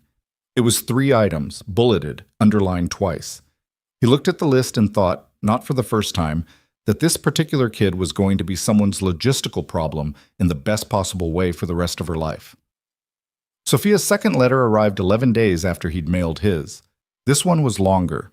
She had evidently decided that the handwritten letter format suited her because this one was 4 pages on actual stationery, thick, cream-colored, initials at the top, filled with the same careful right-leaning handwriting. She had met with Sandra twice. She had presented the apprenticeship proposal to the foundation board, and as Liam had predicted, they had been cautious, and she had proceeded regardless, and 2 of the 5 board members had come around within a week when they understood the numbers. The other 3 were still cautious. She had stopped waiting for them. She wrote about the board the way Liam would write about a subcontractor: useful, necessary, occasionally obstructive, ultimately manageable. He read that section twice because it was the most unguarded professional writing he'd ever seen from someone at her level. People at her level usually wrote as though they were being quoted.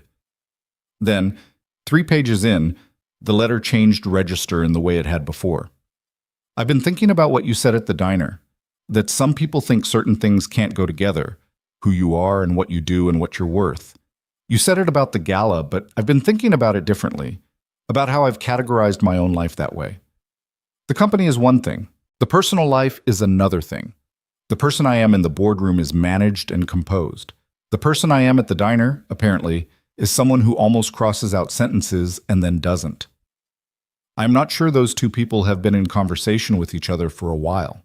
I'm telling you this because you're the person who pointed it out, which means you get to hear about it. That may not be entirely fair to you. He set the letter down on the kitchen table. It was late. Emma was long asleep, the hallway light on, and the kitchen had the particular quiet of a house at night, all the small sounds that daytime covered up. The refrigerator, a car passing, the dog down the block and its intermittent commentary on existence. He sat with the letter for a while. Then he picked up the legal pad and wrote back. This time it took him longer to start. He wrote the date. He crossed it out. He wrote it again. He looked at it for a minute. Then he wrote, I'm not sure the 2 people you're describing are as separate as you think. The one in the boardroom uses different tools, but she's running on the same engine. The sentence you almost crossed out, that's not a different person. That's the same one, just without the prepared remarks. For what it's worth, the person who called Sandra herself and came in having done the actual work, that's the same person who almost crossed out a sentence and didn't. I don't think you need to reconcile them. I think they're already the same. He looked at what he'd written. It was more than he usually said. He wasn't entirely sure he should send it. He sent it. The 3rd letter took 8 days. He had started to recognize her rhythm. She was a person who thought things through before she committed to paper, which was a quality he respected because it matched his own. This one was shorter, 2 pages, almost entirely about the foundation restructuring, which was moving faster than she'd expected and generating more interest from other development companies than she'd anticipated. 3 competitors had called to ask about the model, which she found both gratifying and slightly irritating because they'd had the same opportunity for 20 years and were now interested because something had gone viral. She wrote that line with a dry edge that made him almost laugh at the kitchen table. The last paragraph. Emma's birthday is next week, if I've done my math correctly from what you mentioned. I hope the bridge exhibit is everything she's decided it will be. I hope the dragon cake has sufficient structural integrity. I've been thinking about what you wrote, about the same engine. I think you're right. I think I've been treating them as separate because it felt safer. The boardroom version can afford to be wrong in ways that get corrected. The other version, the one that almost crossed things out, has more at stake. More at stake is frightening, but I've noticed that the things worth building usually are. He read the last line 3 times. Then he folded the letter and put it with the others. There were 4 now, counting his own copies, which he'd kept without quite deciding to. In the drawer of the nightstand by his bed. He turned off the light. Outside, the city was doing its nighttime thing, the constant low hum of a place that never fully stopped. Somewhere in it, 62 floors of building he'd helped put in the sky. Somewhere else, the 28-floor frame he was working toward, still becoming what it was going to be. He lay in the dark and thought about Sophia Bennett's handwriting, the slight right lean of it, the sentence about things worth building. He thought about it until he didn't anymore, and then he slept.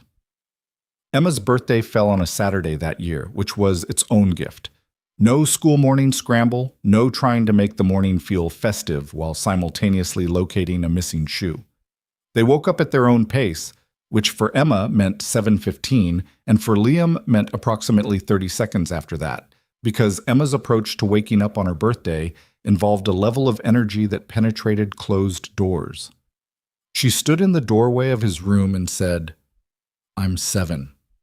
"You are," he said from the pillow. "That's significantly older than 6. "Significantly. Are you getting up?" "Give me 2 minutes." She gave him 90 seconds, which he appreciated as a reasonable compromise. The Science Museum opened at 10.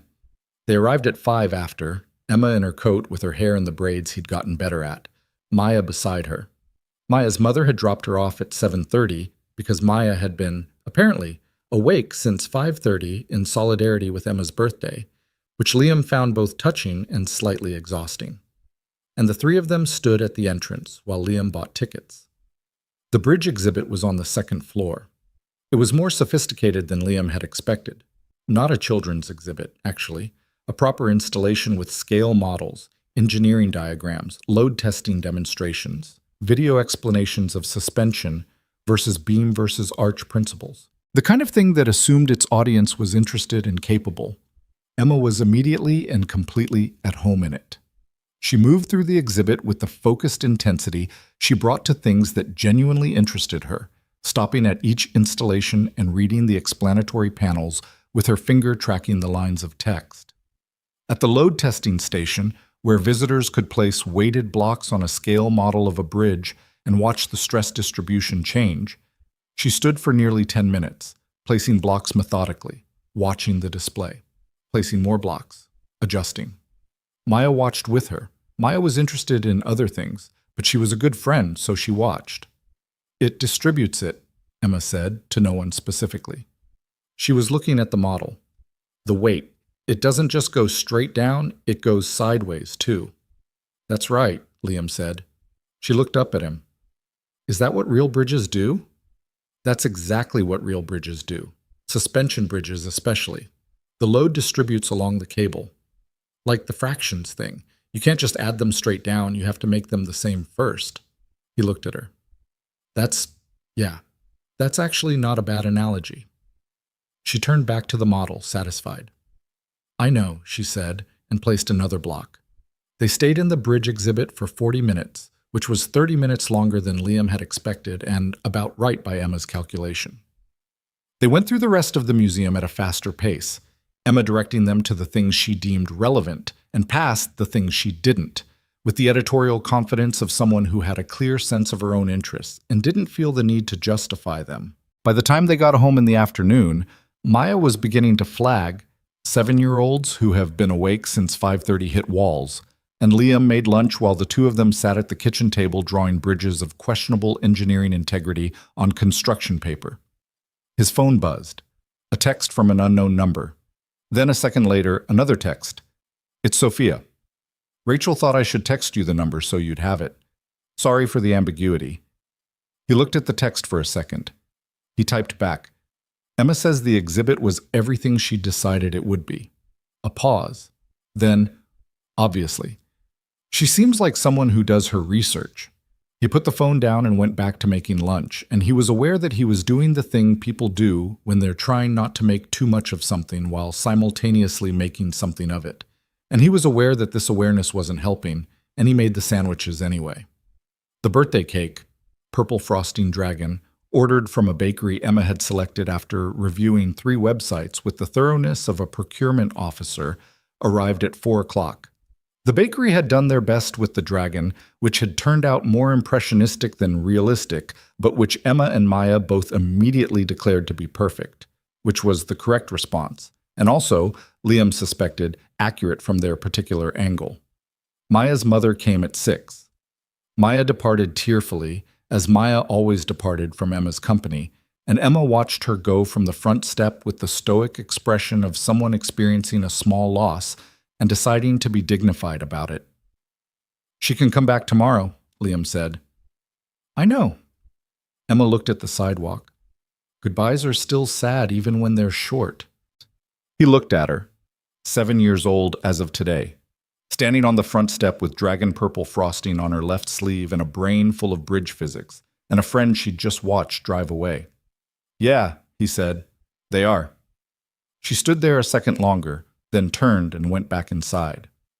After dinner, after the bath, and the book, and the extended conversation about whether turning 7 meant she could stay up later, that was resolved in the way most of these conversations were resolved, with a negotiated compromise of 15 additional minutes that neither of them fully believed in. After the hallway light and the glass of water and the final check-in, Liam sat at the kitchen table and looked at his phone. He opened the text thread with Sophia's number, the 2 texts about the exhibit. He sat with the phone in his hand for a while, thinking about the letters in the nightstand drawer and what she'd written about things worth building and more at stake. He typed, "She also wants to know what a full suspension bridge load testing model would cost, for home use. She's been researching." He sent it. He waited. The response came 6 minutes later. "Tell her the Hartwell Foundation has just decided to invest in STEM materials for the children of trade workers, starting with a structural engineering kit for a certain 7-year-old. He read it twice. Then he typed, "You don't have to do that." Her reply was fast this time. "I know. That's why I'm doing it." He sat at the kitchen table for a while after that. The kitchen was quiet. The refrigerator hummed. Outside, the dog down the block was doing its thing. The city was out there, continuous and enormous, and somewhere in it Sophia Bennett was sitting with her phone and a decision she'd just made and the same awareness he had, that something was in motion that they hadn't quite named yet and were both, in their separate ways, circling. He wasn't a man who rushed foundations, but he knew a load-bearing wall when he saw one. He put the phone down and turned off the kitchen light and went to check on Emma, who was asleep with her arms spread wide in the way she slept when she was deeply, completely under. The sleep of a 7-year-old who had used the day fully and was now entirely surrendered to the dark. The dragon cake was on the counter, missing 2 pieces. He looked at her for a moment in the doorway. Then he went to bed. The structural engineering kit arrived on a Tuesday. It came in a flat box, bigger than Liam had expected, with a return address from a company that made educational materials for schools and universities. There was no card. There didn't need to be. Emma opened it on the kitchen table after school with the focused intensity she brought to things she already knew were going to be important, lifting out each component with the careful inventory of someone who understood that the pieces mattered before she understood what they were for. "It has a suspension bridge," she said. Not excited, exactly. Something more serious than excited. Certain. Like she'd been waiting for this specific thing, and here it finally was. "I see that." She looked at the instruction booklet, flipped to the back, looked at the finished product photograph, looked at the parts. "This is going to take a while." "Probably." "Good." She set the instruction booklet down with the authority of someone establishing terms. "I want to do it right." He watched her begin sorting the components into groups. Cables separate from beams, separate from anchor pieces, separate from the small nuts and bolts that came in a plastic bag, and thought about the text thread on his phone. About the woman who had sent this without making a production of it, who had simply decided and done it, which was, he was learning, how she operated when she wasn't in a room performing something. He'd been learning that for 3 months now. It had been 3 months since the gala. The letters had continued, 5 from her, 4 from him, the correspondence moving at its own unhurried pace, each one building on the last the way courses of brick build on each other, each one assuming the previous without restating it. They had met twice more at Carver's, and once at a job site walkthrough she'd asked him to join, one of Bennett Development's projects, a mixed-use complex in the North Quarter that was in the structural phase, and she had walked it with him the way someone walks a thing they genuinely want to understand, rather than the way someone walks a thing they want to be seen understanding. She'd asked good questions at the job site. The foreman there, a weathered man named Augusto, who had been in the trades for 30 years, and who was not easily impressed by anyone, had watched her for about 40 minutes before pulling Liam aside at the coffee station and saying, very quietly, "She knows what she's looking at." "I know," Liam had said. "That's not common," Augusto said. "In my experience, the ones with the money don't look at the actual thing. They look at the rendering of the actual thing." She spent 6 months on job sites when she started the company. Augusto had looked at him for a moment. "You like her?" He'd started. "You like her," Augusto said again, with the flat certainty of a man who had been watching people for 30 years and didn't need the subject's input to form a conclusion. He refilled his coffee and walked back to the crew. Liam had stood at this coffee station for a moment, not particularly comfortable with the efficiency with which he'd just been read, and then walked back to where Sophia was asking the project engineer about load distribution on the northeast corner, and he'd listened to her ask the question and listened to the answer and watched her process it. And he had thought, not for the first time, that this was a person who still had the capacity to not know things and to know that she didn't know them, which was rarer than she understood. The Foundation program restructuring had launched officially in February. Not with a gala, with a press conference that lasted 35 minutes and involved no champagne, no orchestra, and no charity photo opportunities with workers who hadn't been warned they'd be photographed. Sophia had stood at a podium in the Foundation's conference room and laid out the new structure plainly: the apprenticeship fund, the certification stipends, the tooling grants, and what she called, without apparent embarrassment, the acknowledgement that the previous program had been more about the donors than the people it claimed to honor. That last part had made the journalists sit up straight. Sandra from Local 17 had been there. Phil Garrett from the union had been there. Liam had not been there, because Sophia had not asked him to be, which was the right call. This was hers to own, not his to validate. She had said so in the letter she'd sent the week before the press conference. "I don't want you there as a prop. You've been very clear about props." He'd appreciated that more than he'd said. He'd written back, "Send me the recording." She had. He'd watched it 3 times, which he didn't tell her. The press coverage was solid, not viral, not a moment, just solid, substantive reporting on a real change to a real program. The Tribune piece ran on a Wednesday with a photograph of Sandra standing in the apprenticeship training facility, not Sophia in front of a banner. Sandra had called him after the piece ran, her voice carrying the specific warmth of someone who had operated in conditions of scarcity for long enough that the experience of being adequately resourced was genuinely moving. "She funded the facility upgrade," Sandra said. "Full equipment replacement on the welding bays. It comes in April." "Good." And she sat in on an apprenticeship session. 2 hours, just sat in the back. Didn't say anything, watched. He paused. "She didn't mention that. She said she didn't want it to be a thing." Sandra's voice held something that was probably respect, and probably also surprise that the two things could coexist in the same CEO. "I think she meant it." He thought about that. About a woman who had the instinct to announce her presence in rooms and was learning, deliberately, to override it. "She's working on it," he said. "Aren't we all?" Sandra said.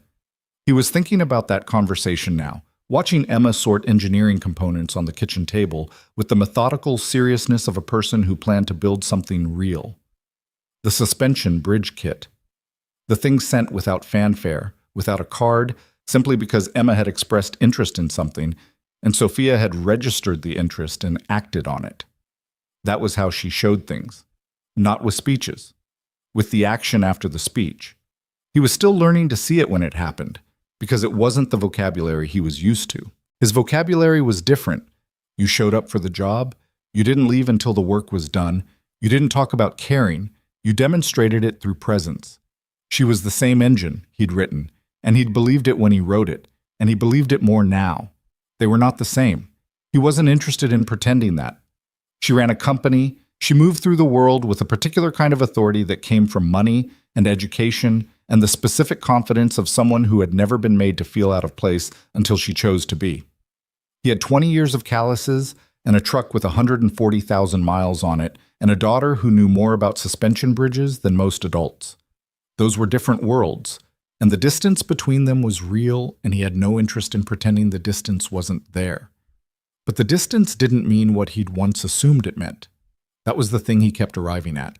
He'd assumed the distance meant incompatibility, that people on opposite sides of a room full of marble and champagne were simply not in conversation, that the gap was structural, load-bearing, fundamental, and maybe it was structural. But a structural gap wasn't the same as an unbridgeable one. He'd spent 20 years learning that. The gap between two beams that needed to be joined was always real, always required acknowledgement, and was always in the end closable if you used the right connection.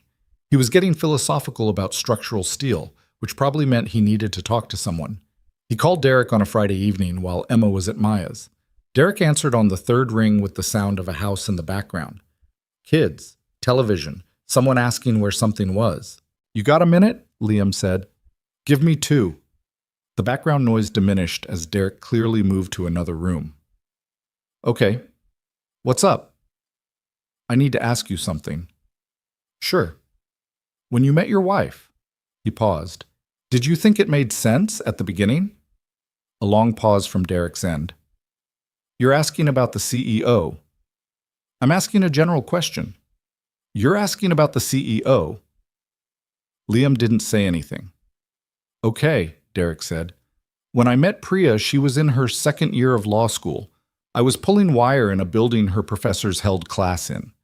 We met in the parking structure of all places. She'd locked her keys in her car, and I helped her get in through the window because I had a slim gym in my truck for site access." He paused. "She went home and told her roommate she'd met a guy, and the roommate asked what he did, and Priya said, 'Electrician,' and the roommate said, and I'm quoting here, 'That's complicated.'" And it was complicated. It was complicated for about a year. Different schedules, Her family had a whole set of expectations. My family had a whole different set. We didn't fit each other's pictures." He paused. "But here's the thing. Priya is the most direct, practical person I've ever met in my life. She cuts through things. She doesn't waste time on what something looks like versus what it is. And when she looked at what it actually was between us, she decided the rest was manageable." "And was it?" "Mostly. A dry edge. It's a marriage. Nothing is entirely manageable, but yeah, mostly." He paused again. "What does Emma think?" "About what?" "About this woman." "Emma doesn't know what's about." "Emma knows everything, Liam. You know that. She has sensors."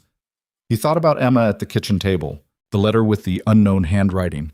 A good person or a bad person? "I'm still figuring it out." She'd accepted that answer and moved on, but Derek wasn't wrong. Emma had sensors. "She liked the engineering kit," he said. Derek was quiet for a second. "She sent Emma an engineering kit?" "Without being asked. Emma mentioned the bridge exhibit and she sent a kit, no card." Another pause. "A woman who listens and acts without needing credit for it." He said it with the tone of someone presenting evidence. "That's not nothing, Liam." "I know it's not nothing. So what are you waiting for?" He thought about that, about the letters in the nightstand drawer, about the sentence she'd almost crossed out, about a woman who ran a company with 600 people and had spent 2 hours sitting in the back of an apprenticeship class and not said a word because she wanted to understand something without making it about herself. "I don't know," he said. "Honest." "That's not a reason," Derek said. "That's just uncertainty. Uncertainty is the start of everything. You know that." He did know that. You didn't begin a job knowing exactly how it would go. You began with the plan and the materials and the will to address what came up when it came up. You didn't wait for certainty. Certainty wasn't available in advance. He thanked Derek and hung up and sat in the quiet of the house for a while. Then he picked up the phone and found Sophia's number and called it. She answered on the second ring.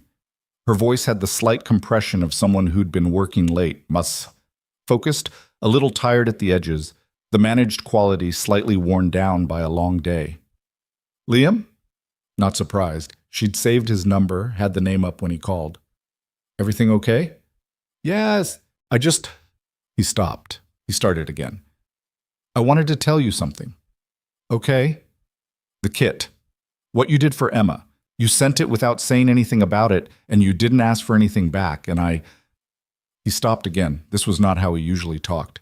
He was aware of that. "I wanted you to know I noticed that." A pause on her end. "A real one." Not a processing pause, a feeling one. I wanted to do something that was actually for her, Sophia said quietly. Not a gesture, not a company thing. Just, she's interested in how structures work, and I thought about it and sent the kit. Another pause. I'm glad she liked it. She's been building the suspension bridge in stages. She has a whole system. She won't let me help because she says I'll rush it.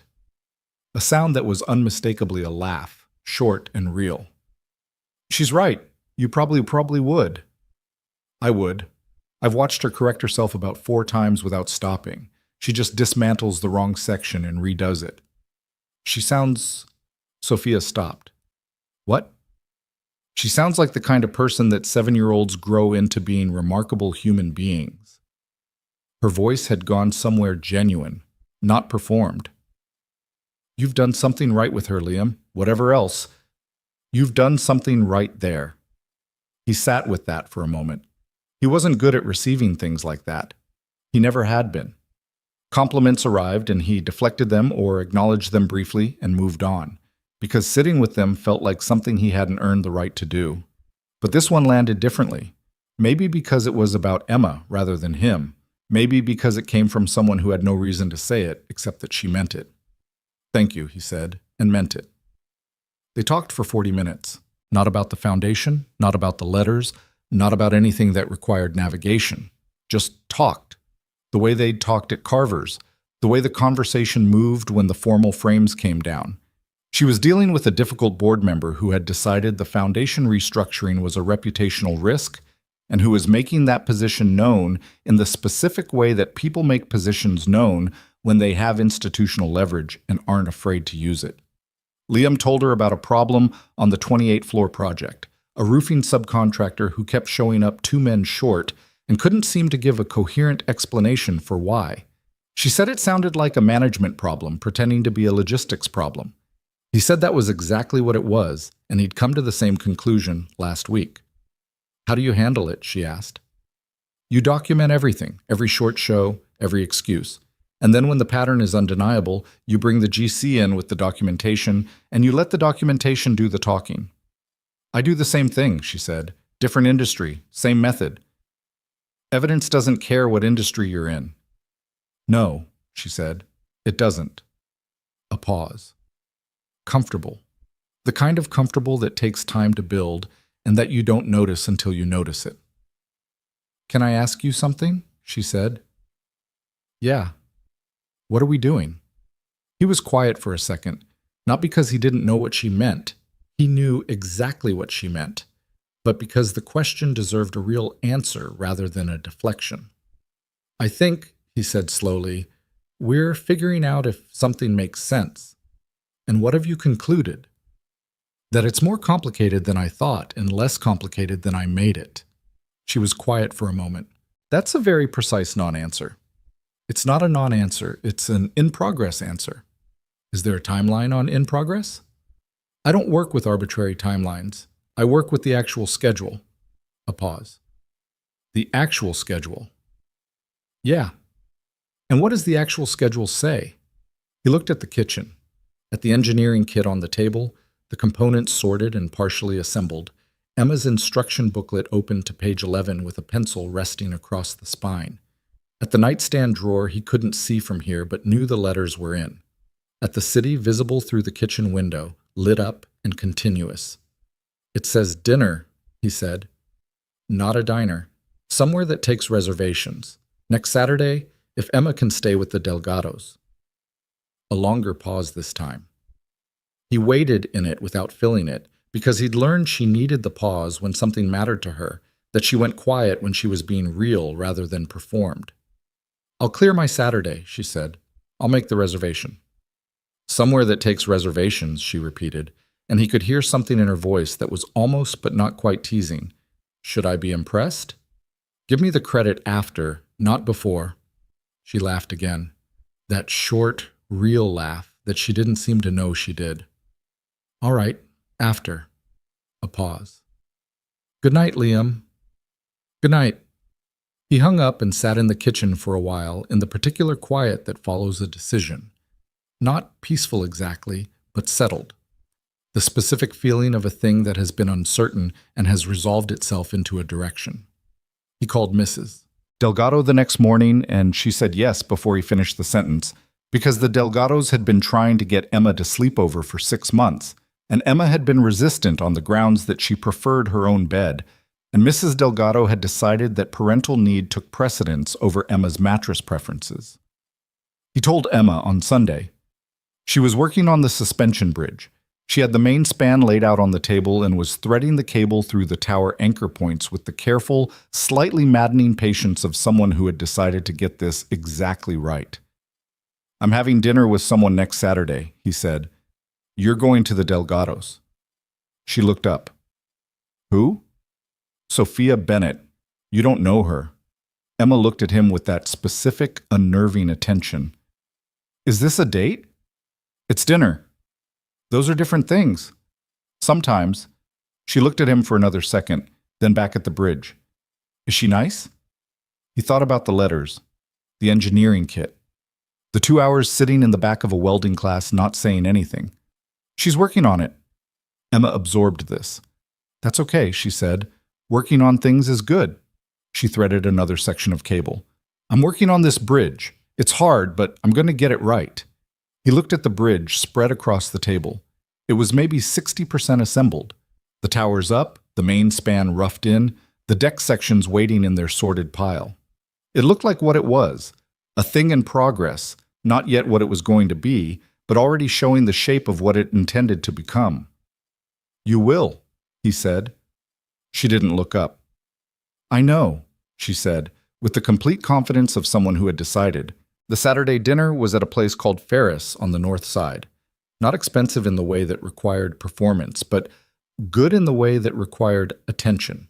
The kind of restaurant where the lighting was right and the noise level let you hear the person across from you, and the menu was short enough that someone had thought about it. Liam had made the reservation 4 days in advance. The woman on the phone had asked for a name, and he'd given it, and she'd said 7:30, and he'd said fine. He was there at 7:20. He was not nervous. He was aware that he had been iron-pressing shirts and not being nervous for long enough that the pattern had become its own kind of statement. Sophia arrived at 7:28. She dressed for a place that took reservations. Not the boardroom version, not the Carver's version, something between, something that was just her in a dark red dress that she'd chosen because she wanted to, not because a situation required it. She found him in the entryway, and they stood for a moment in the way you stand when the context has shifted from what it was before and both people know it. "You look," he started. "Don't say nice," she said. "I was going to say like yourself." She looked at him for a second. "That's better," she said. They were seated at a corner table, which the hostess had clearly chosen for them because corner tables were for people who wanted to talk. And Liam had said when he made the reservation that they'd need to be able to hear each other. The hostess had noted it. He appreciated competence. They ordered. They talked. It was easier than any of the previous conversations had been, which was either because the previous conversations had been practice or because something had settled since the phone call, since he'd named it as a direction, and she'd cleared her Saturday, and both of them had stopped pretending it was anything other than what it was. At some point during the main course, she said, "Can I tell you something that's going to sound strange?" "Sure." The board member who's pushing back on the foundation restructuring, his name is Gerald Foss. He's been on the board for 11 years. He's 63. He made his money in commercial real estate in the 90s, and he hasn't had a genuinely original thought about anything since approximately 2004. She paused. 2 weeks ago, I was in the middle of a very tense board meeting about the apprenticeship funding structure, and Gerald was doing his thing, and I looked at him and I thought, he's doing what I did at the gala. Liam waited. He was using the meeting as performance. He wasn't actually objecting to the substance. He was objecting because objecting was his role in that room, and he'd played it so long he didn't know how to be in the room any other way. She looked at her plate. And instead of getting angry at him, which is what I usually do, I let him finish. And then I said, "Gerald, what do you actually think would go wrong?" And he stopped. And he looked at me, and he said, "I don't know. I'd have to think about it." She looked up. That's the first real thing Gerald Foss has said in a board meeting in the 11 years he's been on that board. What happened? He called me 2 days later and said he wanted to discuss the certification stipend structure in more detail. We talked for an hour. He had actual concerns, specific ones, and about half of them were valid. She paused. He voted for the full proposal last week. Liam looked at her. What changed? I stopped performing at him.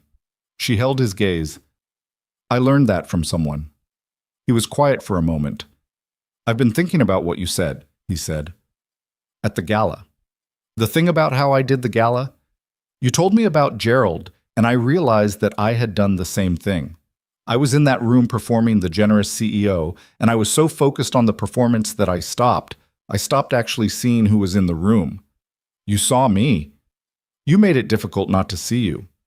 That's a kind way to put it. It's accurate. She set down her fork. I've been doing a lot of that lately. Noticing what I'm performing versus what I'm actually doing. It's uncomfortable. I don't recommend it as a hobby. But you keep doing it. I keep doing it. She looked at him steadily. Because the alternative is going back to a room full of 300 people where I'm the most visible person and the least present. She paused. I don't want to be that person anymore. He thought about what Derek had said, about Priya cutting through what something looked like to what it was.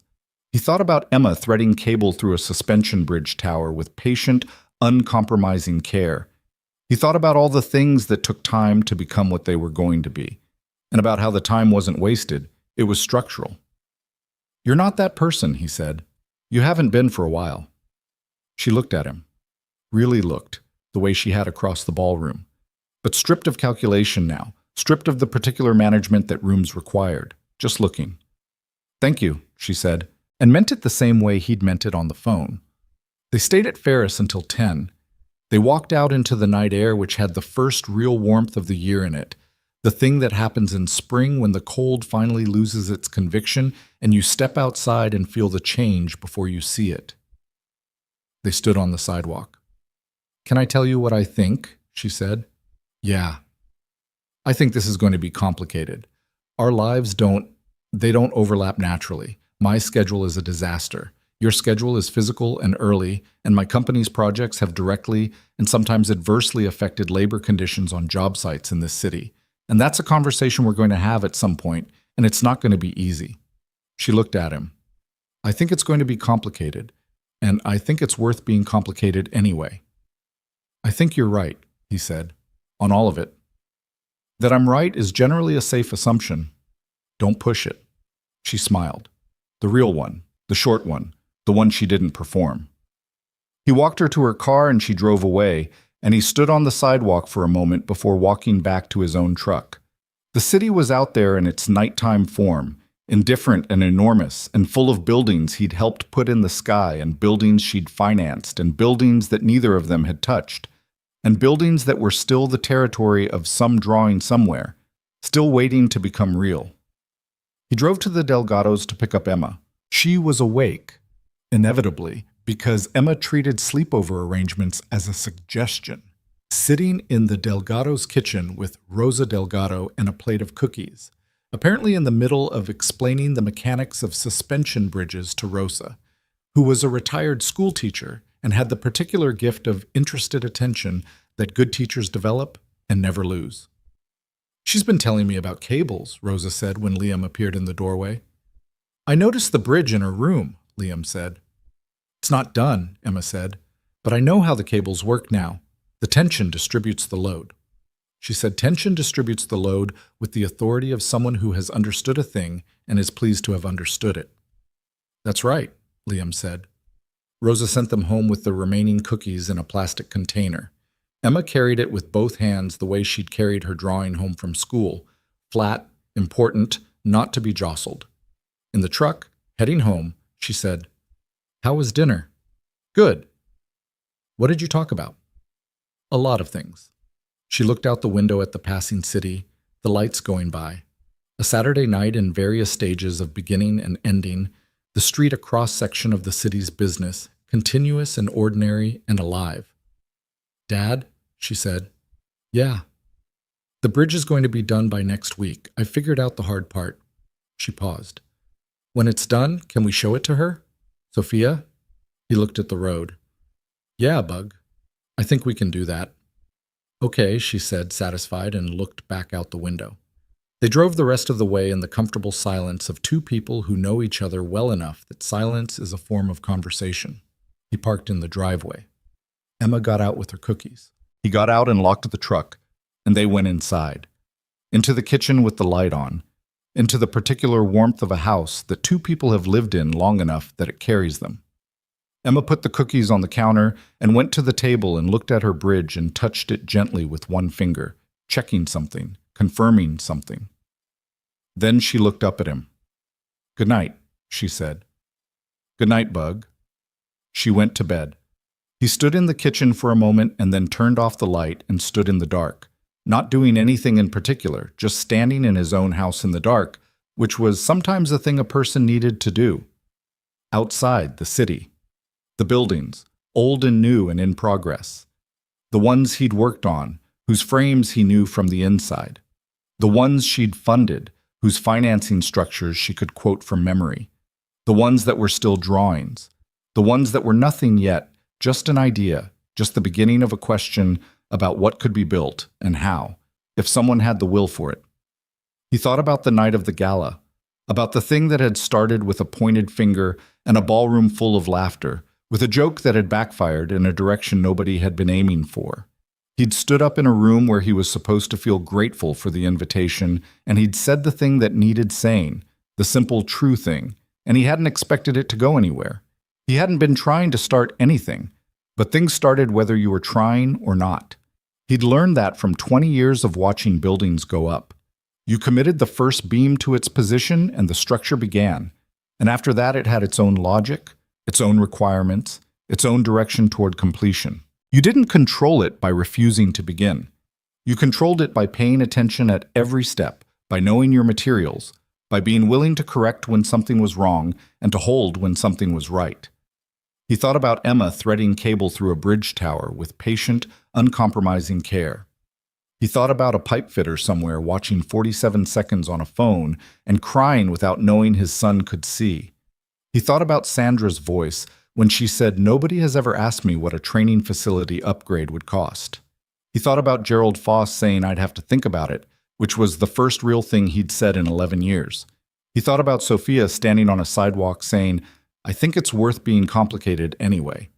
He thought about Emma, who would be done with her bridge by next week, and who wanted to show it to someone she'd never met, but had already, in her particular way, assessed and admitted. People were not prizes. He'd said that in a room full of people who needed to hear it, and he'd meant it in every direction, not just for the workers who'd been made into entertainment, not just for the woman who'd been offered as a trophy. He'd meant it for the way people get used by the pictures we have of them, the categories, the assumptions about what goes with what and who belongs where. People were not prizes. They were more difficult than that, and more interesting, and the work of actually knowing one, of getting past the room they performed in to the person they were when they were too tired or too honest to perform, was real work, the kind that took time and attention and the willingness to be wrong and correct and try again. He was not a man who ran from real work. He turned the kitchen light back on and got a glass of water and drank it standing at the sink, looking out at the street. The Delgado's porch light was on. The dog down the block had retired for the night. The city went on in its endless, indifferent, necessary way. He rinsed his glass, put it in the rack. He went down the hall, stopping at Emma's door. She was asleep, fully, deeply, arms spread, the particular surrender of a kid who had used every bit of the day. The dragon birthday cake was long gone, but he could still see the drawing she'd made, pinned to the corkboard above her desk. The figure in the blue shirt with the careful buttons, the crowd of circles at the edges, an arm going down, a moment she'd watched through half-closed eyes and decided to draw. He stood in the doorway and looked at his daughter and thought that whatever else he had done or not done or gotten wrong in 32 years of living, this particular thing, this kid, this specific human being who understood suspension bridges and loved her friend fiercely and accepted honest uncertainty and asked for what she wanted without apology. This was a thing he had been part of making, and it was the truest work of his life. He turned off the hallway light. Then, because she'd asked him to, he left it on. He went to bed. And the city kept building itself outside the window, one connection at a time, the way cities do. Not in a single dramatic moment, but incrementally, each piece finding the piece it needed, the whole thing becoming, slowly and without ceremony, what it was always going to be.